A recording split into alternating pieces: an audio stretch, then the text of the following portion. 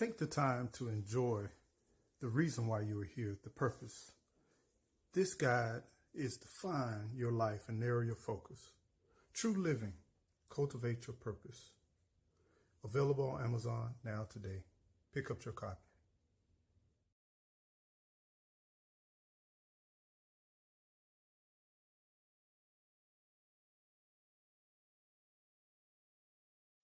Hey, bless up, fam. Thank you so much for coming back to Eco Nation news that you may or you may not be able to use. I want to tell you thank you so much for you just showing, for you to comment. Please enjoy this live. Please share it out. Hit the like. And if you're not subscribed, what you waiting for? Go ahead and click the subscribe.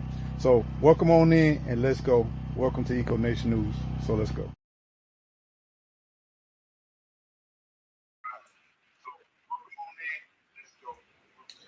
Hey, what's up, fam? Bless up. How y'all doing today? How's everything going? Hope everything is well. Come on in, and welcome on back to Eco Nation News. Maybe news that you may or may not be able to use. And thank you so much for coming to the channel. Thank you so much for chiming in. Welcome in, family man, making it make sense. It needs to make sense. We do anything, we need to make sense, right? Welcome in. Good to see you. Gigi, my queen, how you doing? Happy Friday to you too as well. Happy Friday to you too as well. Gardening is great. It's always great. Anytime you can grow your own, it's always great. Welcome in. Thank you for coming in. Oh, yeah, I see you. You know we got the special guest, and I'm so excited. But let me welcome everybody in before I go ahead and jump in because I'm gonna go ahead and bring up my guest. I see my guest is down there. I know my guest is ready. My guest is gonna be giving me a thumbs up to let me know that my guest is ready. But man, I'm on a high right now. Yeah, I'm on my high right now because I got my brother in coming in. All right, perfect. Family man, put some T's in the chat. Come on, y'all, put some T's in the chat. We put T's in our chat just to say that we thankful. Right? We're thankful that we are here. We're thankful for everything that we have. And we are thankful just to be amongst the living. So put some T's in the chat. Y'all make sure you put some T's in the chat. Thank you for the reminder, family man. Put some T's in the chat. Kathy B, what's going on? Grand rising to you, Queen. What's going on? Good to see you. Good to see you. Janet Powell, how you doing? Janet Powell, welcome in. Adina Collins, what's going on?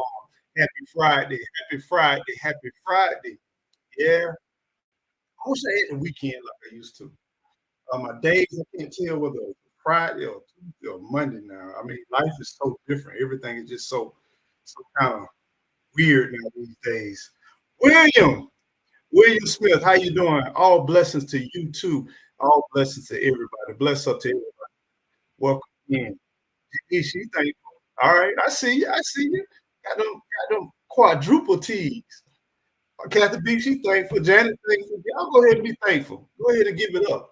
Bless it up. Bless it up. Let us vibrate great positive energy, y'all. You got energy. Why not let it be positive? There's no need to allow energy to be just suppressed or just to be just like downtrodden. This is a beautiful day. We're blessed to be here. Let us be joyous and let us fellowship, y'all. We're here to fellowship right now. Urban Gardening Chronicles, what's going on? Dina, I see you. I see you. Gardening is great. I see you. DOZ, 1 acre homestead. What's going on? Happy Friday to you too as well. Got them T's in the chat coming in. Thankful. I see you. Country dreaming. All right, let's do it. We might as well do it. Can y'all please give me a virtual hand of applause as I get ready to welcome not just the average, ordinary person, but we're going to talk about a king. We're going to talk about a king that's been from here, raised in the beautiful United States of America, traveled America, then did some amazing things. Not only just have traveled and lived in America, but also has inspired himself and his beautiful wife, has traveled, has blessed the motherland, has lived in the motherland, and has experienced. Now, what we're going to do here, we're going to get ready to raise up a round of applause, a virtual round of applause for the one, only, the amazing Country Dreaming. Come on, Jay. Come on through. I'm going to add you to the stage. Come on in. What's going on, my brother? What's Man, going on? Wait a minute. man, Hold on. 1 minute, because I gotta figure out how this thing is. I'm not used to having no guests. What have you? So I gotta figure out how I'm gonna get this volume up. Give me 1 second. Give me 1 second. I got my volume down. That's the problem. I gotta be where I can hear it too at the same time. All right. What's going on, man? all right. Can you hear me now? Let me mute every time I talk. I didn't even think about. Okay. Can you hear me? Yeah. Yeah, I hear you. I can't hear you. I don't know if you can hear me. Let You me can't check hear my me? I can't hear you. Let me make sure my volume up. Yeah.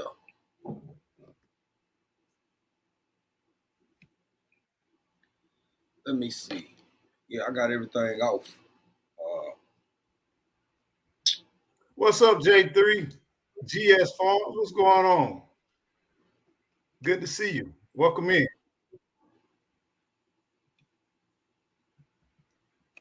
Can you hear me at all now? yeah, I hear you. Okay, cool. Welcome, man.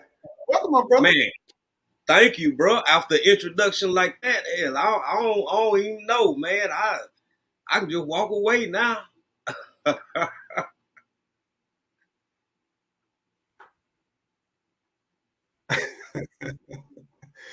Can y'all let me know? Okay, Gigi says she can hear us fine. Is there any like doubling back or anything like that?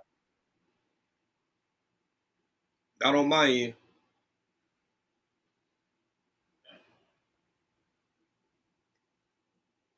Okay, we good. Okay. So I had to bring you here because I'm loving this discussion we're getting ready to have. And I'm glad you came in. I'm glad you blessed us with your presence. But one of the things that a lot of people kind of have, even myself, when I got ready before I started homesteading, right? I thought I wanted to be somewhere to a place where I could be at peace. I knew I wanted to be a place I could have some land. I know I wanted to have a place that I could develop, grow. And I was kind of unsure where I was going to do this at, right?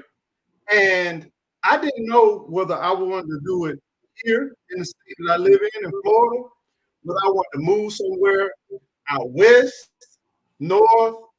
And I also thought about like the islands. I thought about Africa. I thought about a lot of other places, and I watched people all over the internet to kind of share their life story and some things like that.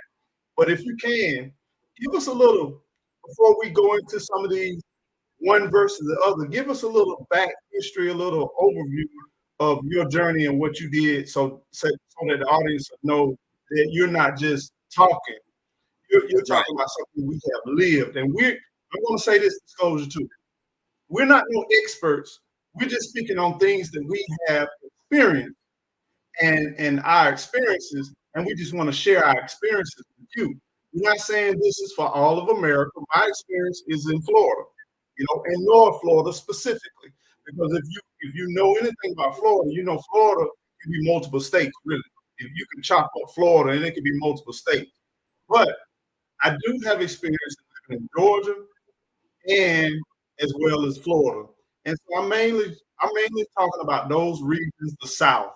You know what I'm saying? And then if you can give us a little, like just an overview. So I'm just going to yield and let you have the floor real quick. Okay. Okay. Well, again, I want to thank you first of all for having me, my brother, for giving me this opportunity to for us to have this conversation in an open format. And shout out to my sister Gigi down here in the chat. And we've had some interesting conversations about this topic. And I tend to think, no, I don't just think, I see it. A lot of times, like you said, we talking about lived experience. And a lot of people want to take anecdotal situations or anecdotal circumstances and say, well, they're not applicable to the broader uh, of society, which in some circumstances may be true. But hell, can't nobody take away from you what you done lived through. Just like can't nobody take away from me what I done lived through. Uh, I don't think any of us have a style of being overbearing to the point where we just know what's best for everybody. We just telling y'all what we've lived through and how it get hard sometimes. It's good, it's beautiful, but it get hard. So to the other part of what you wanted me to speak on, um, as far as like the homesteading aspect of it or the living off the land in different places, I'm recently not even maybe 7, 8 months back in the States. Not even that long, like 7 months back in the States after living in Africa, Tanzania most specifically, and traveling around Africa for 3 years. I was over there raising chicken. We're gonna talk more about that later on in the conversation, but it's definitely some pros and some cons. And that's just a little bit of my backstory, our backstory. But if you think that it's going to be easier somewhere else because of what you see just online or maybe on TV, maybe you surrendering home field advantage. But I'm sure we'll get more into detail on that as the conversation progresses. But that's just my opinion. Yeah,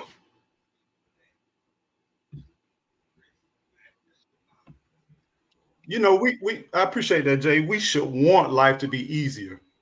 The whole point in of us doing this should be obtaining some ease of life. But we understand that if you're talking about homesteading, first of all, it's not easy and it's not light work, it's real work.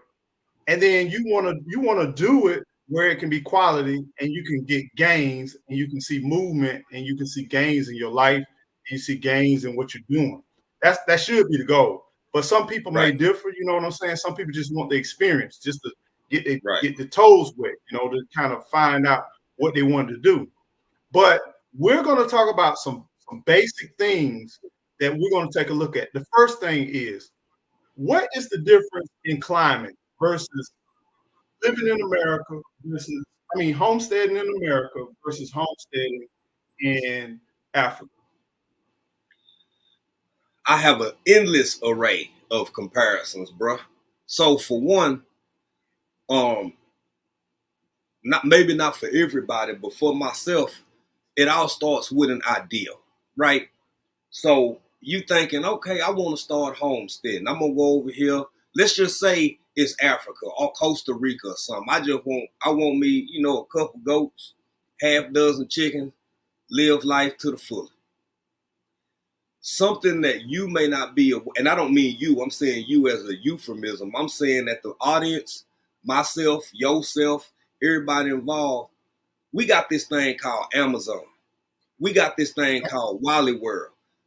We are accustomed to having access to things immediately, instantaneous. You could be sitting at your desk at work in the morning, realize you need a water hose. You done forgot about it for a week and a half. If you do it early enough, your water hose sitting on your doorstep by the time you get home. Baby, that ain't how it go when you over in East Africa. That ain't how it work. I ain't saying they don't have water hoses, but some of the basic things that you think, I need this for my homestead, I need that for my homestead. Uh, I won't go as far as calling people spoiled. I'll say they are adapted to a certain convenience of life that ain't offered everywhere. Plus, when you abroad, where do you think you're gonna get most of this stuff from? Now, even though it may come from another country that starts with a C and makes its way over to the US, that don't mean that they finna make a pit stop wherever your self is living. And then you end up oftentimes paying 3 times what you would have paid if you was just right here. And you can't really get the quality that you want. It ain't finna be no whole bunch of well, I'm gonna call the company and argue with them. No, baby, you bought it, you stuck with it. That's just one of many lived experiences that I have. It's harder to get access to things. I'm talking about basic things to complicated things. And yeah, I'm gonna stop right there so we can kind of back and forth off each other.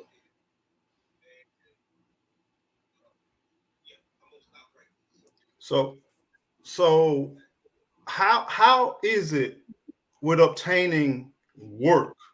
Like we know in America, we generate, we go to work, we do whatever we need to do. But how do you generate revenue in an area? And then I want this is two part.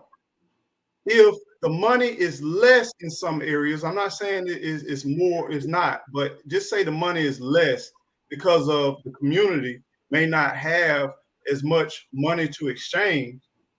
How is that quite different between here and in Africa?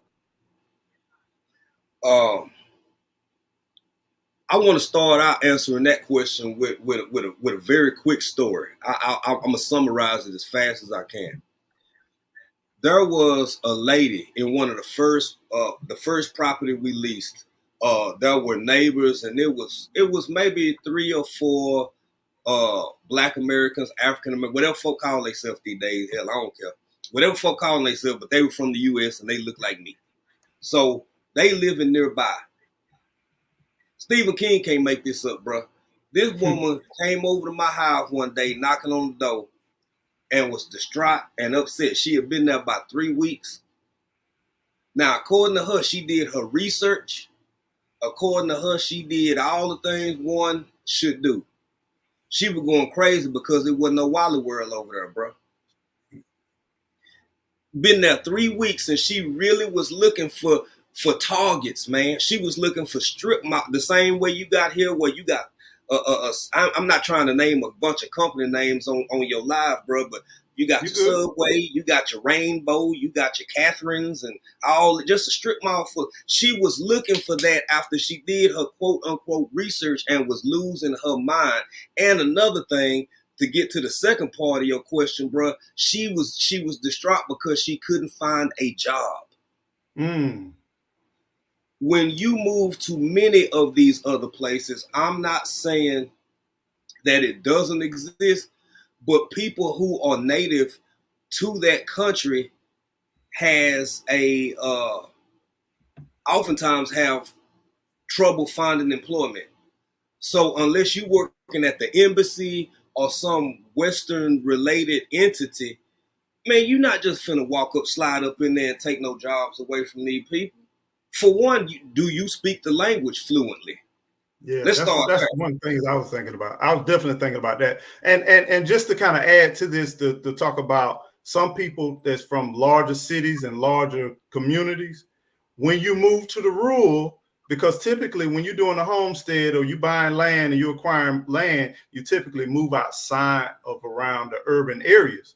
The same thing happens when you move in a rural area. You might be 5, 6 hours, 3 or 4 hours from where you lived previously, but now you're Yep. in a rural community and your only local store may be a Dollar General, right?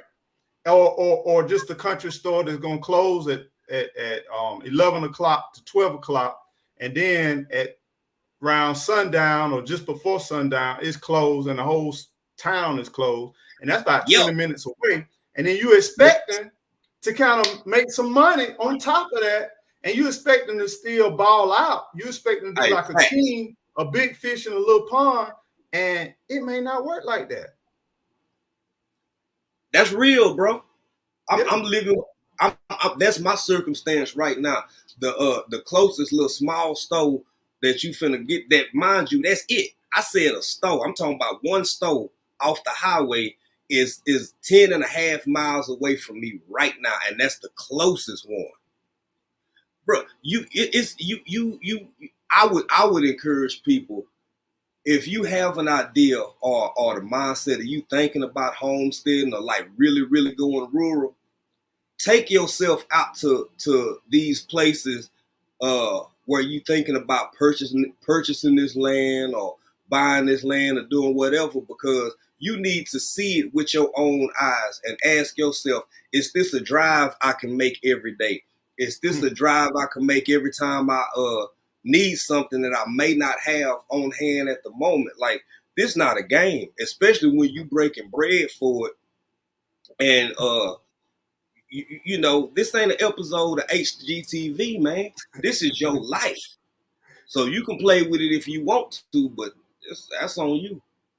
So you dug a little bit into the culture, just like in the country. The culture, you think you in America, and you just say you move from Connecticut, or just say you move from Washington State, and then you move to the South. Some people say our dialect or our culture is like moving to another country.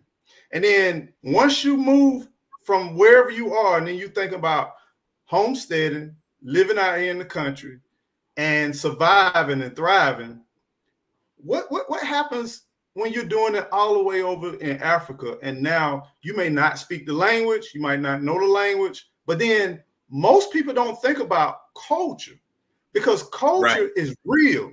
It's like what we call Southern etiquette. It's certain things you don't do, it's certain things you do, it's certain ways you interact with people, and you can't just walk up to somebody's wife or do this or do that. How do you move? And how was it different between here and there when we talk about establishing ourselves? Very carefully. Very carefully. I think about MO3, baby. Everybody ain't your partner. Everybody ain't your friend, baby. You can't be out there in the African streets or anywhere else you go tiptoeing around, getting in folk business, taking the same modes of operation that you accustomed to here in the States. You mess around and wake up disappeared somewhere. I ain't saying, that ain't nothing against nobody country in any part of Africa. We grown folk, we having a real conversation. And I'm just saying you can't play them games. If you're gonna be there, you have to adapt yourself to these people, customs, norms, values, priorities, whether you agree with it or not. And if you don't agree with it, the best thing you can do, mind your own business, because with all of America's imperfections, you can still bump your gums about a whole lot of people, and they just don't care. They just don't care. You get over in some of the other countries, dabbling and dibbing off in folk politics and saying things you shouldn't say, or inserting yourself in circumstances you shouldn't be a part of. Man, these folk been arguing over this circumstance or situations for the last 200 years, and here you come, you popping up from Texas with an answer. All right. So that, I want to dive into Natasha's comment too, but before we do that, what I hear a lot of people who says I can do so much good, I can add so much value, and a lot of times, because we still in culture, a lot of times what I hear about so many Americans doing, they try to bring their upbringing, their culture from America to Africa. And so they try to do it, like bring those conveniences up to par by infecting their culture or trying to change people. How well is that received in Africa, as far as your experience? Poorly. Now, hold on, let me clutch my pearl. There is some poor folk in the world, and I happen to be one of them, right? So I ain't never balled out. I ain't never been rich. But speaking on culture, when our business, we had workers, we had employees, and we had one lady, me and April, we ain't got no children, man, but it's customary when you live in I'm gonna say in our circumstances, meager as it may have been, to have a housekeeper or a dada. That's what it's called in Kiswahili, a dada, which means sister, that kind of, it's either every day or come through 3 times a week and does a lot of the additional cleaning. I mean the deep cleaning, baseboards, ceiling, walls, all that kind of stuff, right? The reason that that's applicable to culture, we wasted our good money buying about 2-3 mops. In Tanzania, they don't use mops at all. They have certain towels that you keep clean, but it's almost like let's call it like a dirty tile or whatever. It's strictly for the floors. They will scrub them floors. They'll come back over the whole thing, wash it with this towel, rinse it out, use it, and then clean the floor the rest of the way and let it air dry like that. That is very, very customary. Them people ain't touching no mops. And just to conclude your overall question, man, sometimes people don't want your way. Sometimes people, no matter how much more complicated or difficult or backbreaking, or you just wonder, well, the way I want to do it seem easy. Man, stay out them folk business and get over there and try to make your little money that you barely making because you finna be making money in another currency that's not equivalent to USD.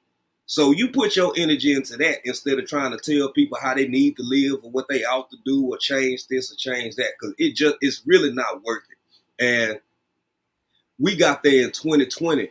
So you had a massive influx of people to Ghana, to Ghana, to not Liberia, but Senegal, to the Gambia, to even Tanzania. And that was one of the biggest problems, was a lot, and I'm gonna say it for what it is, man, a lot of Americans and British foreigners wanting the native Africans to change a lot of their way of life, and it just didn't work, man. And it can be dangerous too. Wow. So Natasha was asking about transportation. How is the transportation different? Because we're gonna take all of this stuff that Jay been giving us, and we're gonna wrap some of this stuff, and then we're gonna talk about practical living, everyday living.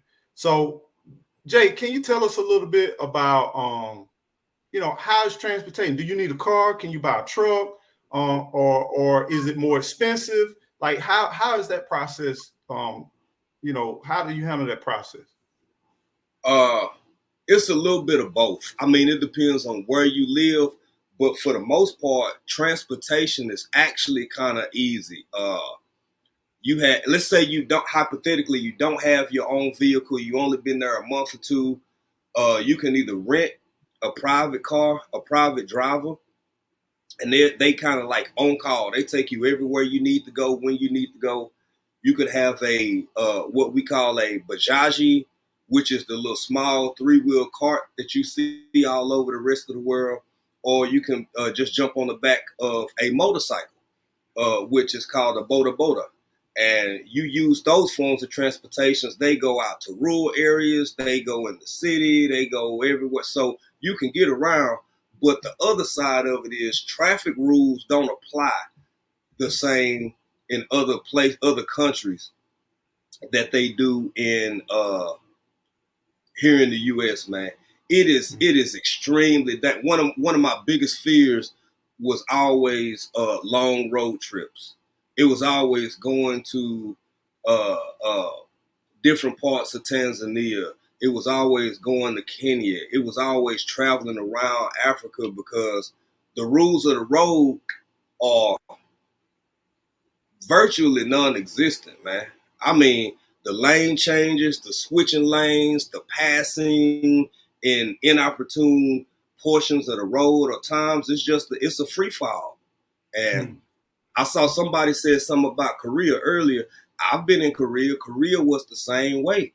I've seen dump trucks blow through red lights like, what? Yes.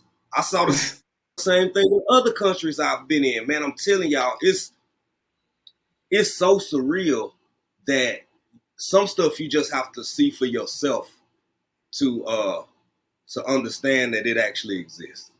Jay, you got me thinking now. I'm for real. I thought I kind of would have an understanding, but now I'm just thinking about, okay, I arrive in Africa. I'm gonna need driver's license. Mm-hmm. I'm gonna need ID.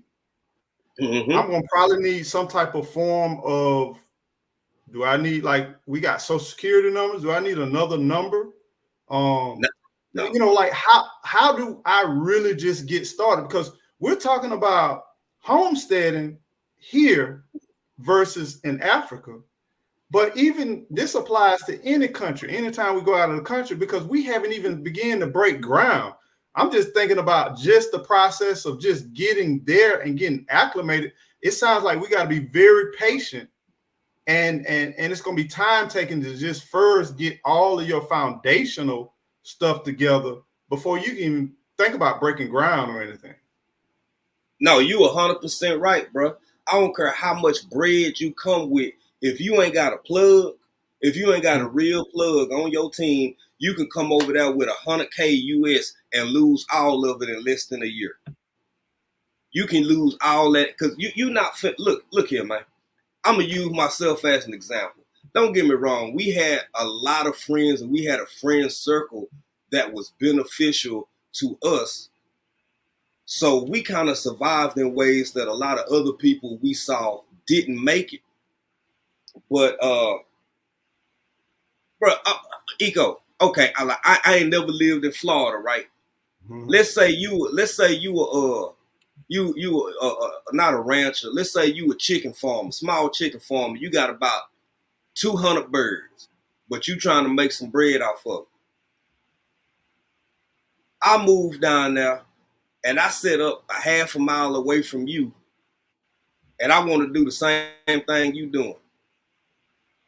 Why in the hell with all the people who done known you for 10, 15, 20 years all of a sudden, unless I just try to undercut you, but if I make that move, what in the hell, I'm not making no profit. So a lot of people have taken their life savings, went to different places trying to come up with this genius idea, and then end up losing all their bread because you ain't got no plug, you don't have a community, you don't have people with a need to rely on you for anything you provide when they already got what they want and what they need.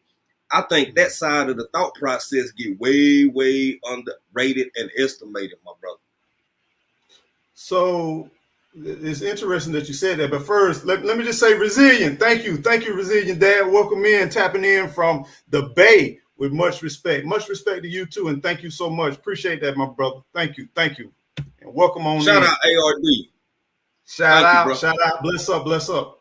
So this is crazy because it's the same way it is in the country. You know, you come from the city and you might have sold all your belongings and you'd have moved down south, and now you're dealing with the heat. Now you're dealing with the culture and all that kind of stuff. And you got some money, but if you don't have a plug for a well, septic tank, electrical, contractor, and what I mean, you're going to blow through a lot of money and it's still not going to happen fast. It's still not going to be, you need a connect. You need a local connection to know which people can give you good quality service, because you can get got. Don't get it twisted. And a lot of, like I tell a lot of people, be prepared for cash, not no credit card. It ain't no swiping out here in this country. These people, their money is no cash out, no cash apping. It's like they want their money, they want cash. Now they will take a check, which scratches my head, but they want that cash, man. Yep. No, that's real, bro. And it's a perfect comparison. And I think people should do the same thing. If you like you and Gigi educate people, help folk with land and stuff like that all the time, right? You put out great information. I'm encouraging people, if you from let me pick some Boston. Let's just somewhere well up north or Maine or something like that. You ain't never been to the South a day in your life, but you just either got caught up with a content creator, or you've been watching the show and you like, you know what? I can't stand my boss no more. You know what I'm gonna do when I get my income taxes? I'm just gonna move to Florida and start a this or that. Baby, you ain't got no plug down there in Florida. You ain't never been in Florida in your life. Who gonna be your internet provider? Huh? I'm just saying. I'm just getting connected now. You know, I'm thankful for it, but man, bro, that stuff is real. Do you want that? Do you want gas ran in there? Who gonna hook up your water? Like it's so much stuff to think about that people making permanent decisions off a temporary emotion. done got folk in a whole Hey, I bunch. hate to interrupt you, but this is my thing. Just Yes, say you sir. have a preference. I want gas. I want natural gas or whatever. Do you not know if you're in a rural area and that area does not have gas, are you prepared to pay for pay for other people's property? Like they call it like a easement. You willing to pay them cash for access across their land, and how much land you talking about, and where's the nearest place you can siphon whatever utilities you want? Are you prepared to pay for that? Are you prepared to pay for the construction, the infrastructure? Because you're talking about you're going to have to pay for the full infrastructure of piping all whatever you need your resources in.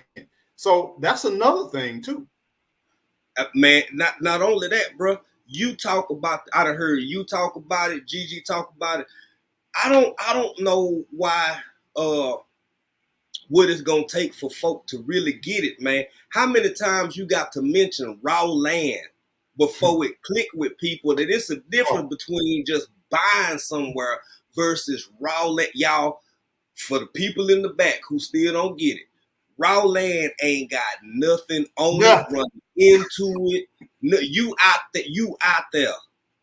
And folks still don't get it. Eco, we done talked about this, man. Folks still don't get it. I mean, when you're talking about from the true raw land aspect, and there's nothing wrong with it. It's amazing. Once you get everything, it's so worth it. I'm not knocking it, but what I'm saying is it's far more than what I really expected, and it's money, man. I like I'm a planner. I like to organize. I like to be prepared. But there's so much unknown that I'm like, I cannot imagine. I don't speak the language. I don't know the culture. Now let's talk about the land. I mean, do you buy the land? Do you own the land? Because there's different tribes, and I guarantee you, far beyond your generations, those tribes have been on that land for a long period of time. You know, do you have to get to maybe a tribal leader, or how does that work? You know, like we know about here, you go down to the courthouse, you find out who owned the land, or the property assessor's website, you find out who owned the land, and you try to get in contact with them. How does that work there, like obtaining land? Bruh, that is a great question, and it's about it honestly. And again, I can only speak for the part of Africa I was in, the part of Tanzania I was in. It's about 60-40. 40% of it is paperwork and the legal side of it to lease, because you ain't finna own nothing as a foreigner over there. I don't care if you got full citizenship. If you have citizenship, would be partial, unless you renounce your U.S. citizenship. That's a whole nother conversation. But when it comes to land, I've known of people leasing land for up to 100 years, 60 years, and then in decades. Hold on. You got to do what as far as denouncing what now? Talk to me. Well, that's a whole nother thing. But, okay. Yeah. That's a whole. That's a okay. I'll leave it alone because I heard you kind of roll through that. But go ahead. I'm sorry. Yeah. Because I ain't giving up my citizenship for nothing, baby. I ain't even got my check yet. So you crazy? Hey, you think I'm finna give up my citizenship? It'll be way after them reps hit. but even then, I ain't gonna give it up because this is my home. Look, like it or hate it, whatever. I'm a Texan through and through, baby. But on that other part of what we talking about? Oh, leasing. You can lease for 100, you can lease for 60, you can lease for in increments beneath, lower than that. But unlike the US, so I hear people, which is a legitimate argument, people talk about eminent domain over here in the US. They have to compensate you for it. Even if they do come, I think I done heard Gigi talk about that. Both of y'all. Yeah. At least with if let's say the GOV try to come take your stuff, at least you have to be compensated and compensated thoroughly for your loss of land, right? Man, in other spots, bro, they are they'll come get your shit and do what they need. Hey man, them folks will roll up on you and snatch your shit. Hold on. So in America, you come for mine, I'm coming for yours. How is it that I'm a citizen, right? How do I protect what's mine? Because I'm quite sure I can't bring certain items from Texas or Florida across the border into there, or can I? I don't know. Can I bring certain things that can protect me? And because I'm there and I need a compound, I need something, right? Bruh. Now I wasn't even through answering the other question. Now you done really got me. I'm sorry. No, you done really got me. I'm sorry. Let me step down real quick. Give me 1 second. Go ahead. Okay, so now y'all got me to look at. Eco done left y'all with me. I don't know why he would do that, but I'm gonna go ahead and start speaking on his last question. As a man who grew up fond of pew-pews and used them responsibly my whole life for the most part. Living in a country or in a place where you ain't got nothing but keep your machete sharp. I'll put it like that. I and it's not funny. This ain't a racial quip or joke or nothing. Man, I still got to get them sent to me because they had my friend. I would have thrown this. I stayed ready to juke somebody, boy. I stayed ready because I ain't had a thing with me. You know what I'm saying? So you had to use the old noggin to keep yourself out of certain situations. But it ain't nothing you finna do. It ain't what you gonna do. This ain't in the U.S., man. The U.S. population, as far as let's just call it protection of self, a little 2A off in there. It is bigger than most armies around the world, and that's the U.S. citizenry. The other spots, man, folk roll up on you and say you got to go, you got to move. You can we're gonna let you live down by this creek for about 2-3 months while we doing construction, and then you got to go. And you know what I'm saying? We might break you out for a little something, but it ain't nothing is never really nobody's the same way it is here. Cause you can, if you got enough bread, you can tie stuff in court. You can argue for more money. You can say, well, you know, y'all trying to take this from me, but my family been living on it for the past 80 years. We not gonna take 200,000 for it. We think it's worth $500,000. When some of these developers and companies want stuff just to get you out the way, they'll go ahead and give you that $500,000. It hurt. But that's I'd rather start over with $500,000 than $5, or being told to go over and live by this creek for a couple of weeks and then figure it out. That's just me, bro. So do you have to kind of keep cash with you at all times? And as you interact, as you navigate, do you have to, because you mentioned some of them words about, I guess, tipping or encouragement, like how do you navigate? Like say you getting ready to, you establish, you got your place, you now want to kind of go look for some land, or you go, I'm not sure, how do you navigate like business wise? Do you just walk and talk? Here in Florida, if I wanted a piece of land and it wasn't through a realtor and I went to go talk to someone, and just say, in the country, you can go down the road and there may be a landowner that owns hundreds of acres, right? And you go and you find out in that community that the Smith family owns quite a bit of land, and they might sell you some land. In Florida, you can walk up to Mr. Smith, and Mr. Smith, if he likes you or if he somewhat want to entertain you, he might say, okay, I'll sell you a little slither of a piece of land, maybe 2-3 acres or whatever. But now he got the deed and the title or whatever. He could sign that over right there. He don't need to go to the courthouse. And now, I'm just saying Florida. You don't have to go to no courthouse, none of that. He can just sign that deed over to you right there in front of you and give you that piece of paper, and that's your land. You don't even have to record it at the courthouse. You know, it's wise to do that. Right. You know, because you don't want to be sitting there with no sheets of paper like that on you when you're personal. Right. You know what I'm saying? Right. So how is it like how you navigate through Africa, like your experience?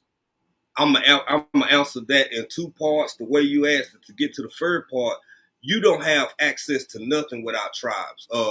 The part that I lived in was heavily populated by the Chaga tribe and the Maasai. Maasai pretty much all over the area, going on up into Kenya. So you got Maasai and Chaga, you have Bea, you have a lot of different tribes, but those are the two more prominent tribes. And when it comes to bread or keeping cash on you for transactions or this or that, everybody can move differently. I had folk with me. You would have thought I was on what you call it, the wire or something. I had my man with this. Now this is real. This how the same way a woman, she'll go in her purse, and that's where she got that little $20-$30 rest, the real money in her bosom. You don't pull out your stacks. You don't be over there flexing, man. Don't be over there flexing. Don't be showing everybody what you got. And if you ready for business, it's very I took it seriously. I just didn't have time to play. I'm on the other side of the planet with my wife in East Africa. I ain't got time to play with nobody. The handful of people who I could trust, if I was ever getting ready to turn over large sums of money, Mm-hmm. I never once the whole time I was there did that by myself. Now, you know what I'm saying? I might not be the sharpest tool in the shed, baby. I can still cut grass. I can cut hedges. I'm sharp enough. I'm sharp, Yeah. and you ain't finna get me like that. Mm-mm.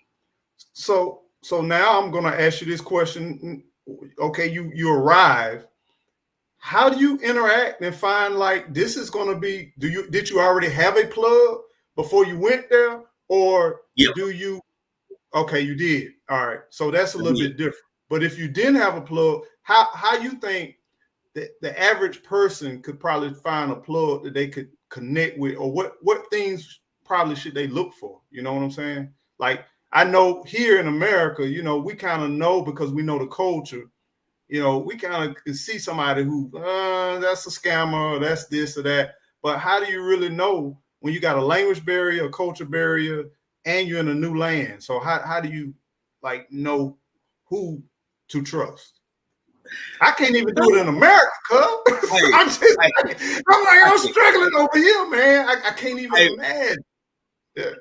I'm just hey, saying. hey, Eco, in the words of Yeah. Keith Sweat, baby, nobody, baby. You better not get over there trusting no.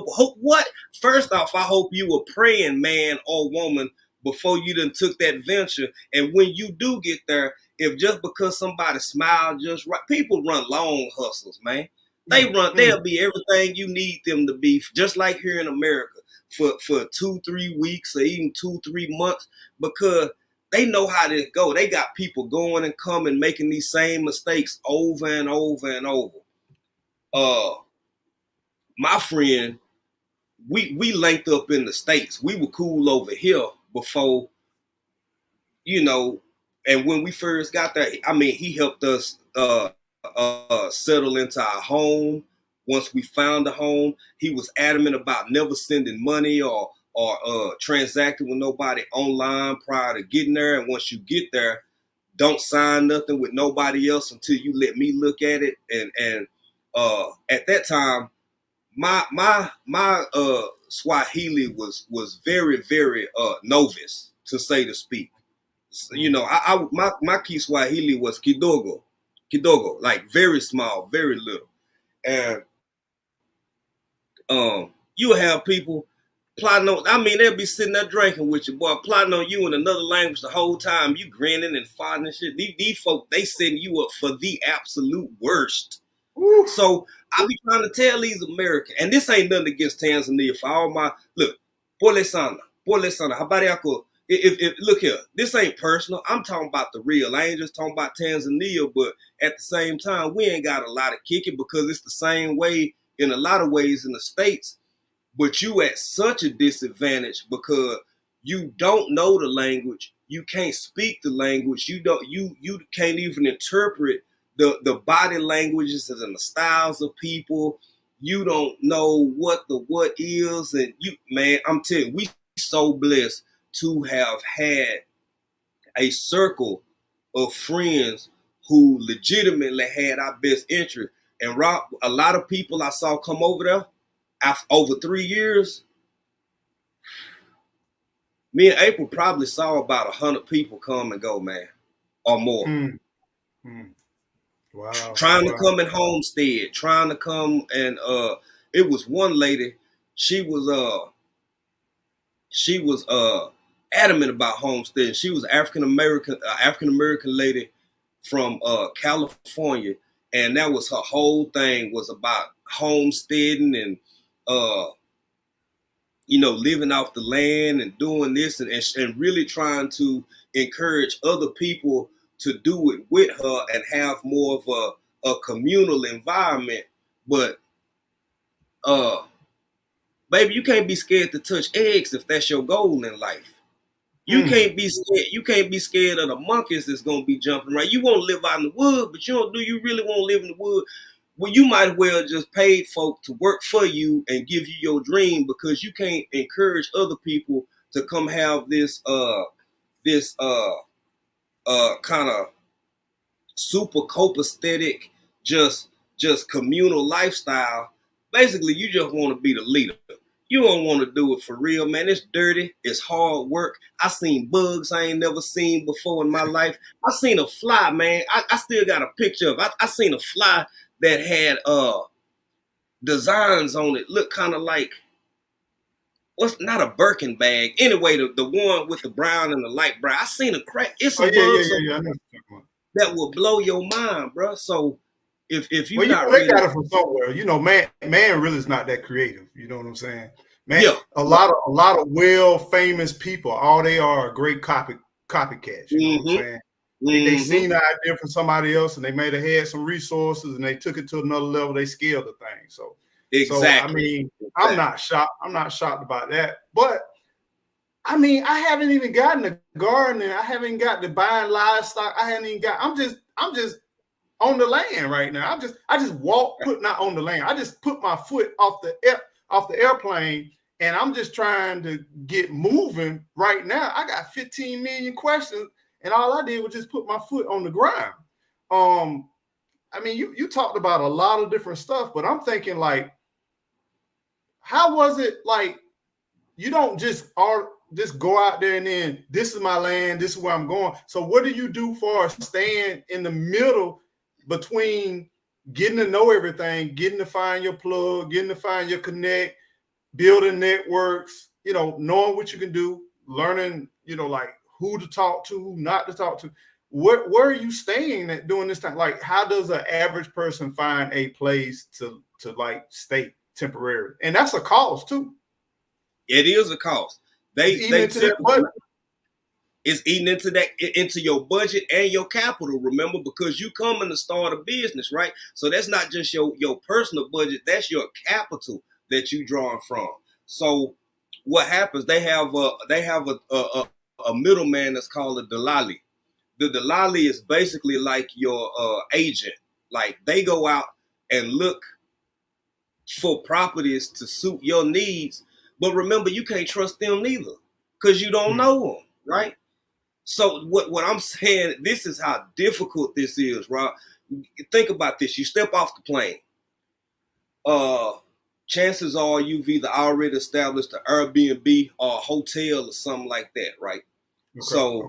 You looking for a more permanent place to exist, and you got this middleman that you going through to help you become more established. You got about 100 steps, even though that's your whole purpose for going there. You got about 100 steps to go through before you even get to the part of being rejected by tribal leaders or land leaders, whether that's the spot you want or not. You ain't even got that close to that yet. Plus, your body going through withdrawals because and that can play some. A lot of people got depressed. Whoa. I'm not a picture. Yeah. No, go ahead, bro. No. I'm thinking about the stress. I'm thinking about the anxiety. I'm thinking about all these unknowns and these different processes that I might not be accustomed to. But I'm just thinking about this. And then now you brought up the health, your actual health. So I'm just listening, but that's something I didn't even think about. Man, we detox so hard, bro. We both of us detox that to the point where it changes your this probably be one of my biggest criticisms with America. As somebody who, when we got back to the States, man, I had some Sonic, I had Waterbury, little stuff like that, right? Bro, when I say we detox because you ain't eating the stuff you used to eating over here, you eating plantains, you eating real fresh bananas, you eating real fresh avocados, everything you get go bad in like a day and a half. Even when you go to the fruit stand, the mama or whoever selling it to you be like, do you want to, they saying this in Kiswahili, but it's like, for queso for mañana. Na queso na mañana. Like, do you want this to eat today or do you plan on eating this tomorrow? Because real food go bad real fast. It's got about a 4-5 day shelf life once you done picked it off of wherever you picked it from.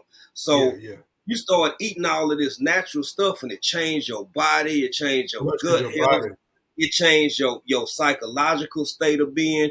So I want people to keep that in mind too. It's more than just your goals and intentions when you go into a new place.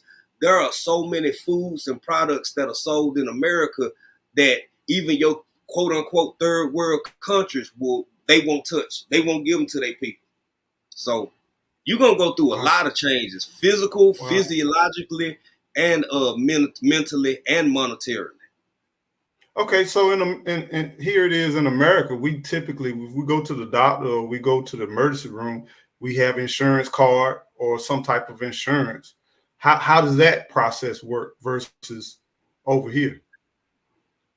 So if I get sick, just say I'm detoxing and I feel like I need medical assistance, I could be dehydrated or something. What happens? Right. For me in April, because again, not balling out or nothing, we just had more resources than some of the local people. Like, okay, I'll say, let's say I need to go to the doctor. It might cost for everything.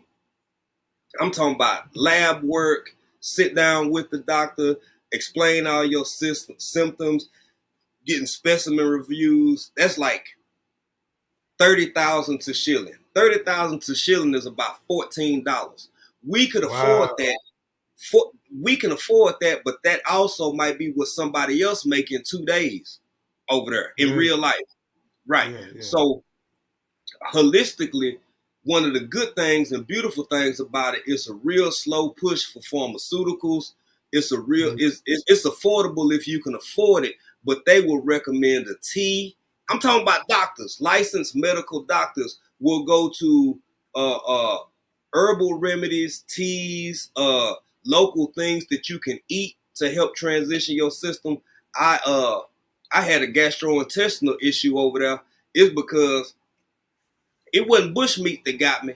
It wasn't bad meat that we went and got something and I ate. It was some bad meat from the grocery store because they got grocery stores over there. And I think it was a little older than I thought it was. I ended up with a gastrointestinal issue. I didn't have any parasites. I just had that issue. And to go to the doctor, be seen about twice. No, I went, provided all my samples, blood, everything, yada, yada, yada.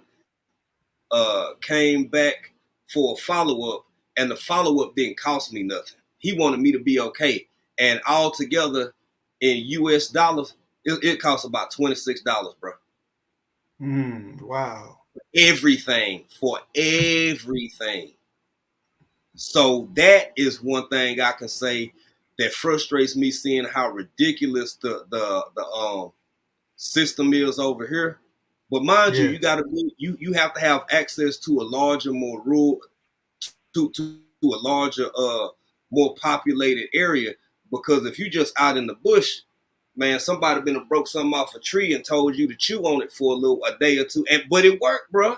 It works, man. So of course. I mean, how did we get here? Man has grown and evolved, but how did we get here? It's God gave us everything we need. Everything is here.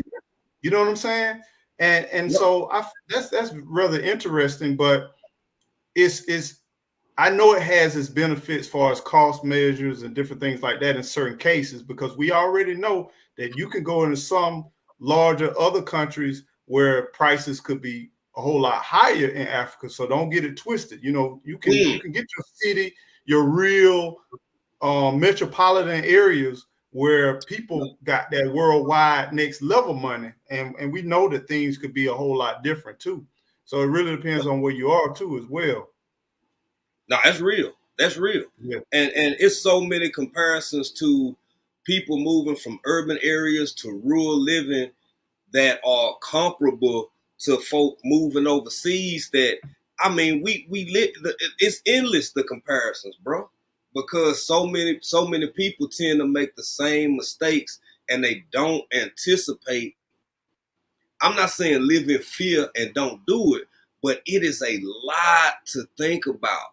It's a lot to think about just to really get on that path and not. We all waver from time to time, but you got to know what's worth it for you and what you want. And but for you know, family members getting older and elderly, and we at that stage in our life, we would probably still be there. But natural things happen faster than we had anticipated. And sometimes you got to listen to your heart and listen to the creator. And you just got to know when it's time to go on and come back home, man. Yeah, that's deep because that's a lot of like infrastructure, and you all really had to set roots to Yep. we're talking about years of investments, you know, years Yep. of work and sweat equity, you know, Yep. to be able to just be like, okay, I'm finna take a break, and you know, hey, that's pretty deep, man. I mean, I didn't even really think about until we had this conversation about the depth of how much it just takes just for you to just get a place to stay, for you to just find networking situations. Is it hard to convert your money? Converting your money is fairly easy. It's fairly easy, but I'll never forget this. So we got there at night. We got there at night, and we both had a little jet lag. We were tired. We was exhausted. We got there at night. Got to the hotel at night. We just looking around the city. It's still on one of our old videos where you can see like we made it, y'all, and we just kind of got our phones panning over the town because I think we was on like the 6th or 7th floor or something. And that next morning we got up and we were like, we gonna go walk away. Hey, babe, we in Africa, man. We done did it, babe. We finna start this new venture, this new life. Man, we wasn't even 5 meters out the front door, and we started getting swarmed with people. April was like, "Nope, nope, nope. Let's go back in. Let's go back in." Wasn't nobody aggressing us or harming us or nothing. But you got one person trying to sell you papayas. You got another person trying to sell you mangoes. They being real pushy about it. Some dude walking up, he got t-shirts on both arms. Want you? It was just overwhelming. And when we first got there, while we was waiting on our plug to, everybody to link up, man, it was just overwhelming. And that's something else to drive people, a lot of foreigners, crazy too. That's everyday life over there. When it comes to selling stuff, people are pushy. And when you first get there, just by your dress, and I'm gonna be honest, just by your odor sometimes, because I ain't saying my brothers, I ain't trying to be rude and nothing, say people don't smell good at times over there, but everybody don't walk around smelling like Burberry. So you done jumped off plane, now you downtown wherever city Africa you in, and you smelling like Burberry and cool water. That's a foreigner. They ain't Yeah, gotta hear you speak. They can tell by your clothes. So it's like, buy this, buy this, buy this. They trying to sell. You got 20 people trying to tell you, sell you something. And I've seen people just be like this, Eco. They just be drawed up at the shop. Like, I just can't take it. It's certain markets that one of the biggest ones, Sakoni Market. Man, my homeboy who is Tanzanian, he had to get face to face with a dude and tell him, Stop. That like they broke off into not even Kiswahili. They broke off into Maasai because the dude that was following us was Maasai as well. And they went into mother tongue and was like, bro, you gotta quit following us. We not finna buy nothing from you. We don't want nothing from you. Leave us alone. It can So be really there's levels to the language. You don't only have the overall language, but then you got what you call the mother tongue. yes. That's another thing people sleep on eco. So just like I ain't gonna compare America because it depends on who you talk to. America is not a fit. Everybody speak English for the most part. Let's stick with You Africa at right home, now. baby. You at home. Yeah. So Kiswahili is the national tongue. It's the tongue is the national language, and that was set back in with the first president who was elected, Julius Nyerere, in 1961, because that's how young a country they are. Prior to that, they were known as Tanganyika. Before that, before they were known as Tanzania. So he made it a mandate that everybody must learn one form of language so we can all communicate in all of these different regions. Because, mind you, Tanzania is the size of Texas, Oklahoma, all of Louisiana, and about half of Arkansas put together. That's how big that one country is. It don't look like that on the map. Man, bro, that's a whole nother conversation. They got 126 recognized tribes, so that's 126 different languages. Just in Tanzania. Just in Tanzania, Africa itself has over 3,000 languages. When you get into tribes and stuff, so if you think you got an edge up, which you do by learning Kiswahili, you still missing out, bro, because people will break off into their mother tongue, whether they're Chaga, whether they're Bea, whether they Maasai, whether they Indoko, right? So they still got a whole nother language you will never know unless you grew up a part of that tribe, man. Wow. Yeah. my head is like so all in the soil asks what did you guys do recreationally when not working? Are there parks, restaurants, places to gather like a local center? Drink. No, I'm just kidding. I'm just kidding. I'm just kidding. Let me answer that man question, man. Quit playing games. Okay, so yeah, they got parks. They have recreational centers. They got movie theaters. They have like little amusement parks for the kids and stuff. It's a lot of that, but you know, being it's me and April. I went one time. No, actually, I didn't even want to go. I gave the money to I gave some bread to one of my homeboys to take his kids and some of their cousins because I wouldn't want to be at no amusement park when it was hot, man. It's dusty and shit. I ain't want to do that. So I sent them. But as far as me and April, we'll just go out, have a date night, get some grub, try to find something that tastes like Texas, and I'm gonna keep it a buck. Tanzanian food ain't bad, but I ain't Tanzanian. Sometimes I want something that tastes like the house, man. Sometimes I want a pork chop sandwich. You know what I'm saying? It is what it is. So yeah, they have some activities, but yeah. I guess it's based on preference or whatever. So we off the plane. We got a little place. We got a little place that we can temporarily stay. I don't know the way that it is looking for me. I'm thinking maybe a year, maybe 2 years. I need to be prepared to stay. I'm just keeping it real based on just my high level, small mind thinking. I need to be there at least 1 or 2 years, prepared to. And then I haven't even gotten to the part where how do I go search for land? Do I go online? Do I talk to some people? Do they have realtors? How do that work? Well, before you get there, kind sir, let me throw in another little tidbit. Oh my God. You don't have citizenship or residency. Remember, you're there on a visa. So that means you need to leave the country for X amount of days, at least every 90 days for up to 1 year. In addition to all this other stuff we talking about, in addition to all of that, you need to, in order to validate your visa, you need to leave. They don't care if you go to Mali. They don't care if you go to Mozambique. They don't care if you go to Kenya. They don't care if you go to Dubai. But you need to leave every 90 days while you still figuring all of this stuff out, and then come back into the country after X amount of that. I'm talking about 3 How they know whether I leave or not? Your passport.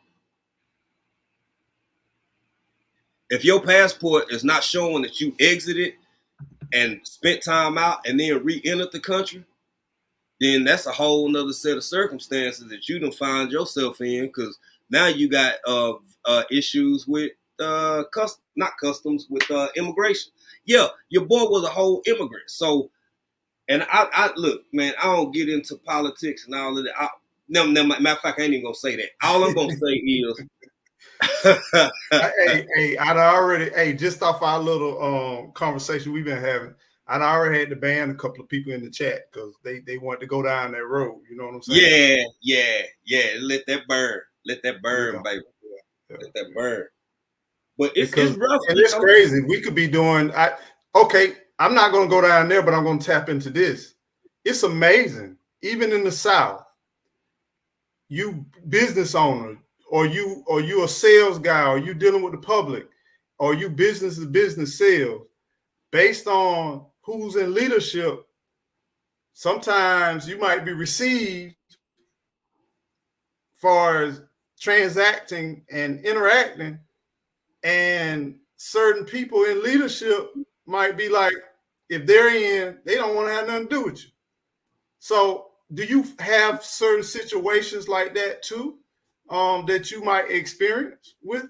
Because people could just put a chat or say something. If you're in a high level position where the world looks at you and look at your tweets and your chat, and they could say something off the cuff, and it could just make your life hard in the South. I'm just wondering, is it similar to that? Oh, absolutely. Absolutely. And I'll call both of those instances, whether it's recognized as that here or not, it's still a form of tribalism. It's still tribal. After it's all said and done, it's still tribal. But exactly what you just described, I haven't been nowhere that don't happen, man. And it's just a form of tribalism. And that's why I encourage people in real time when I was there, and even now, stay out of these people's business. Stay. What was that? Somebody said something.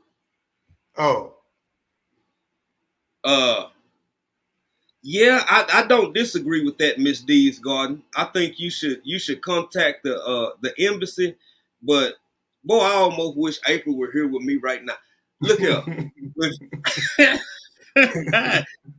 Look here, this ain't no movie, man. If you think that you can go wherever you finna go, and all you got to do is just walk through the woods a couple hours and go through a few small villages and make it to the embassy, and you finna be on the plane back to the house, ma'am.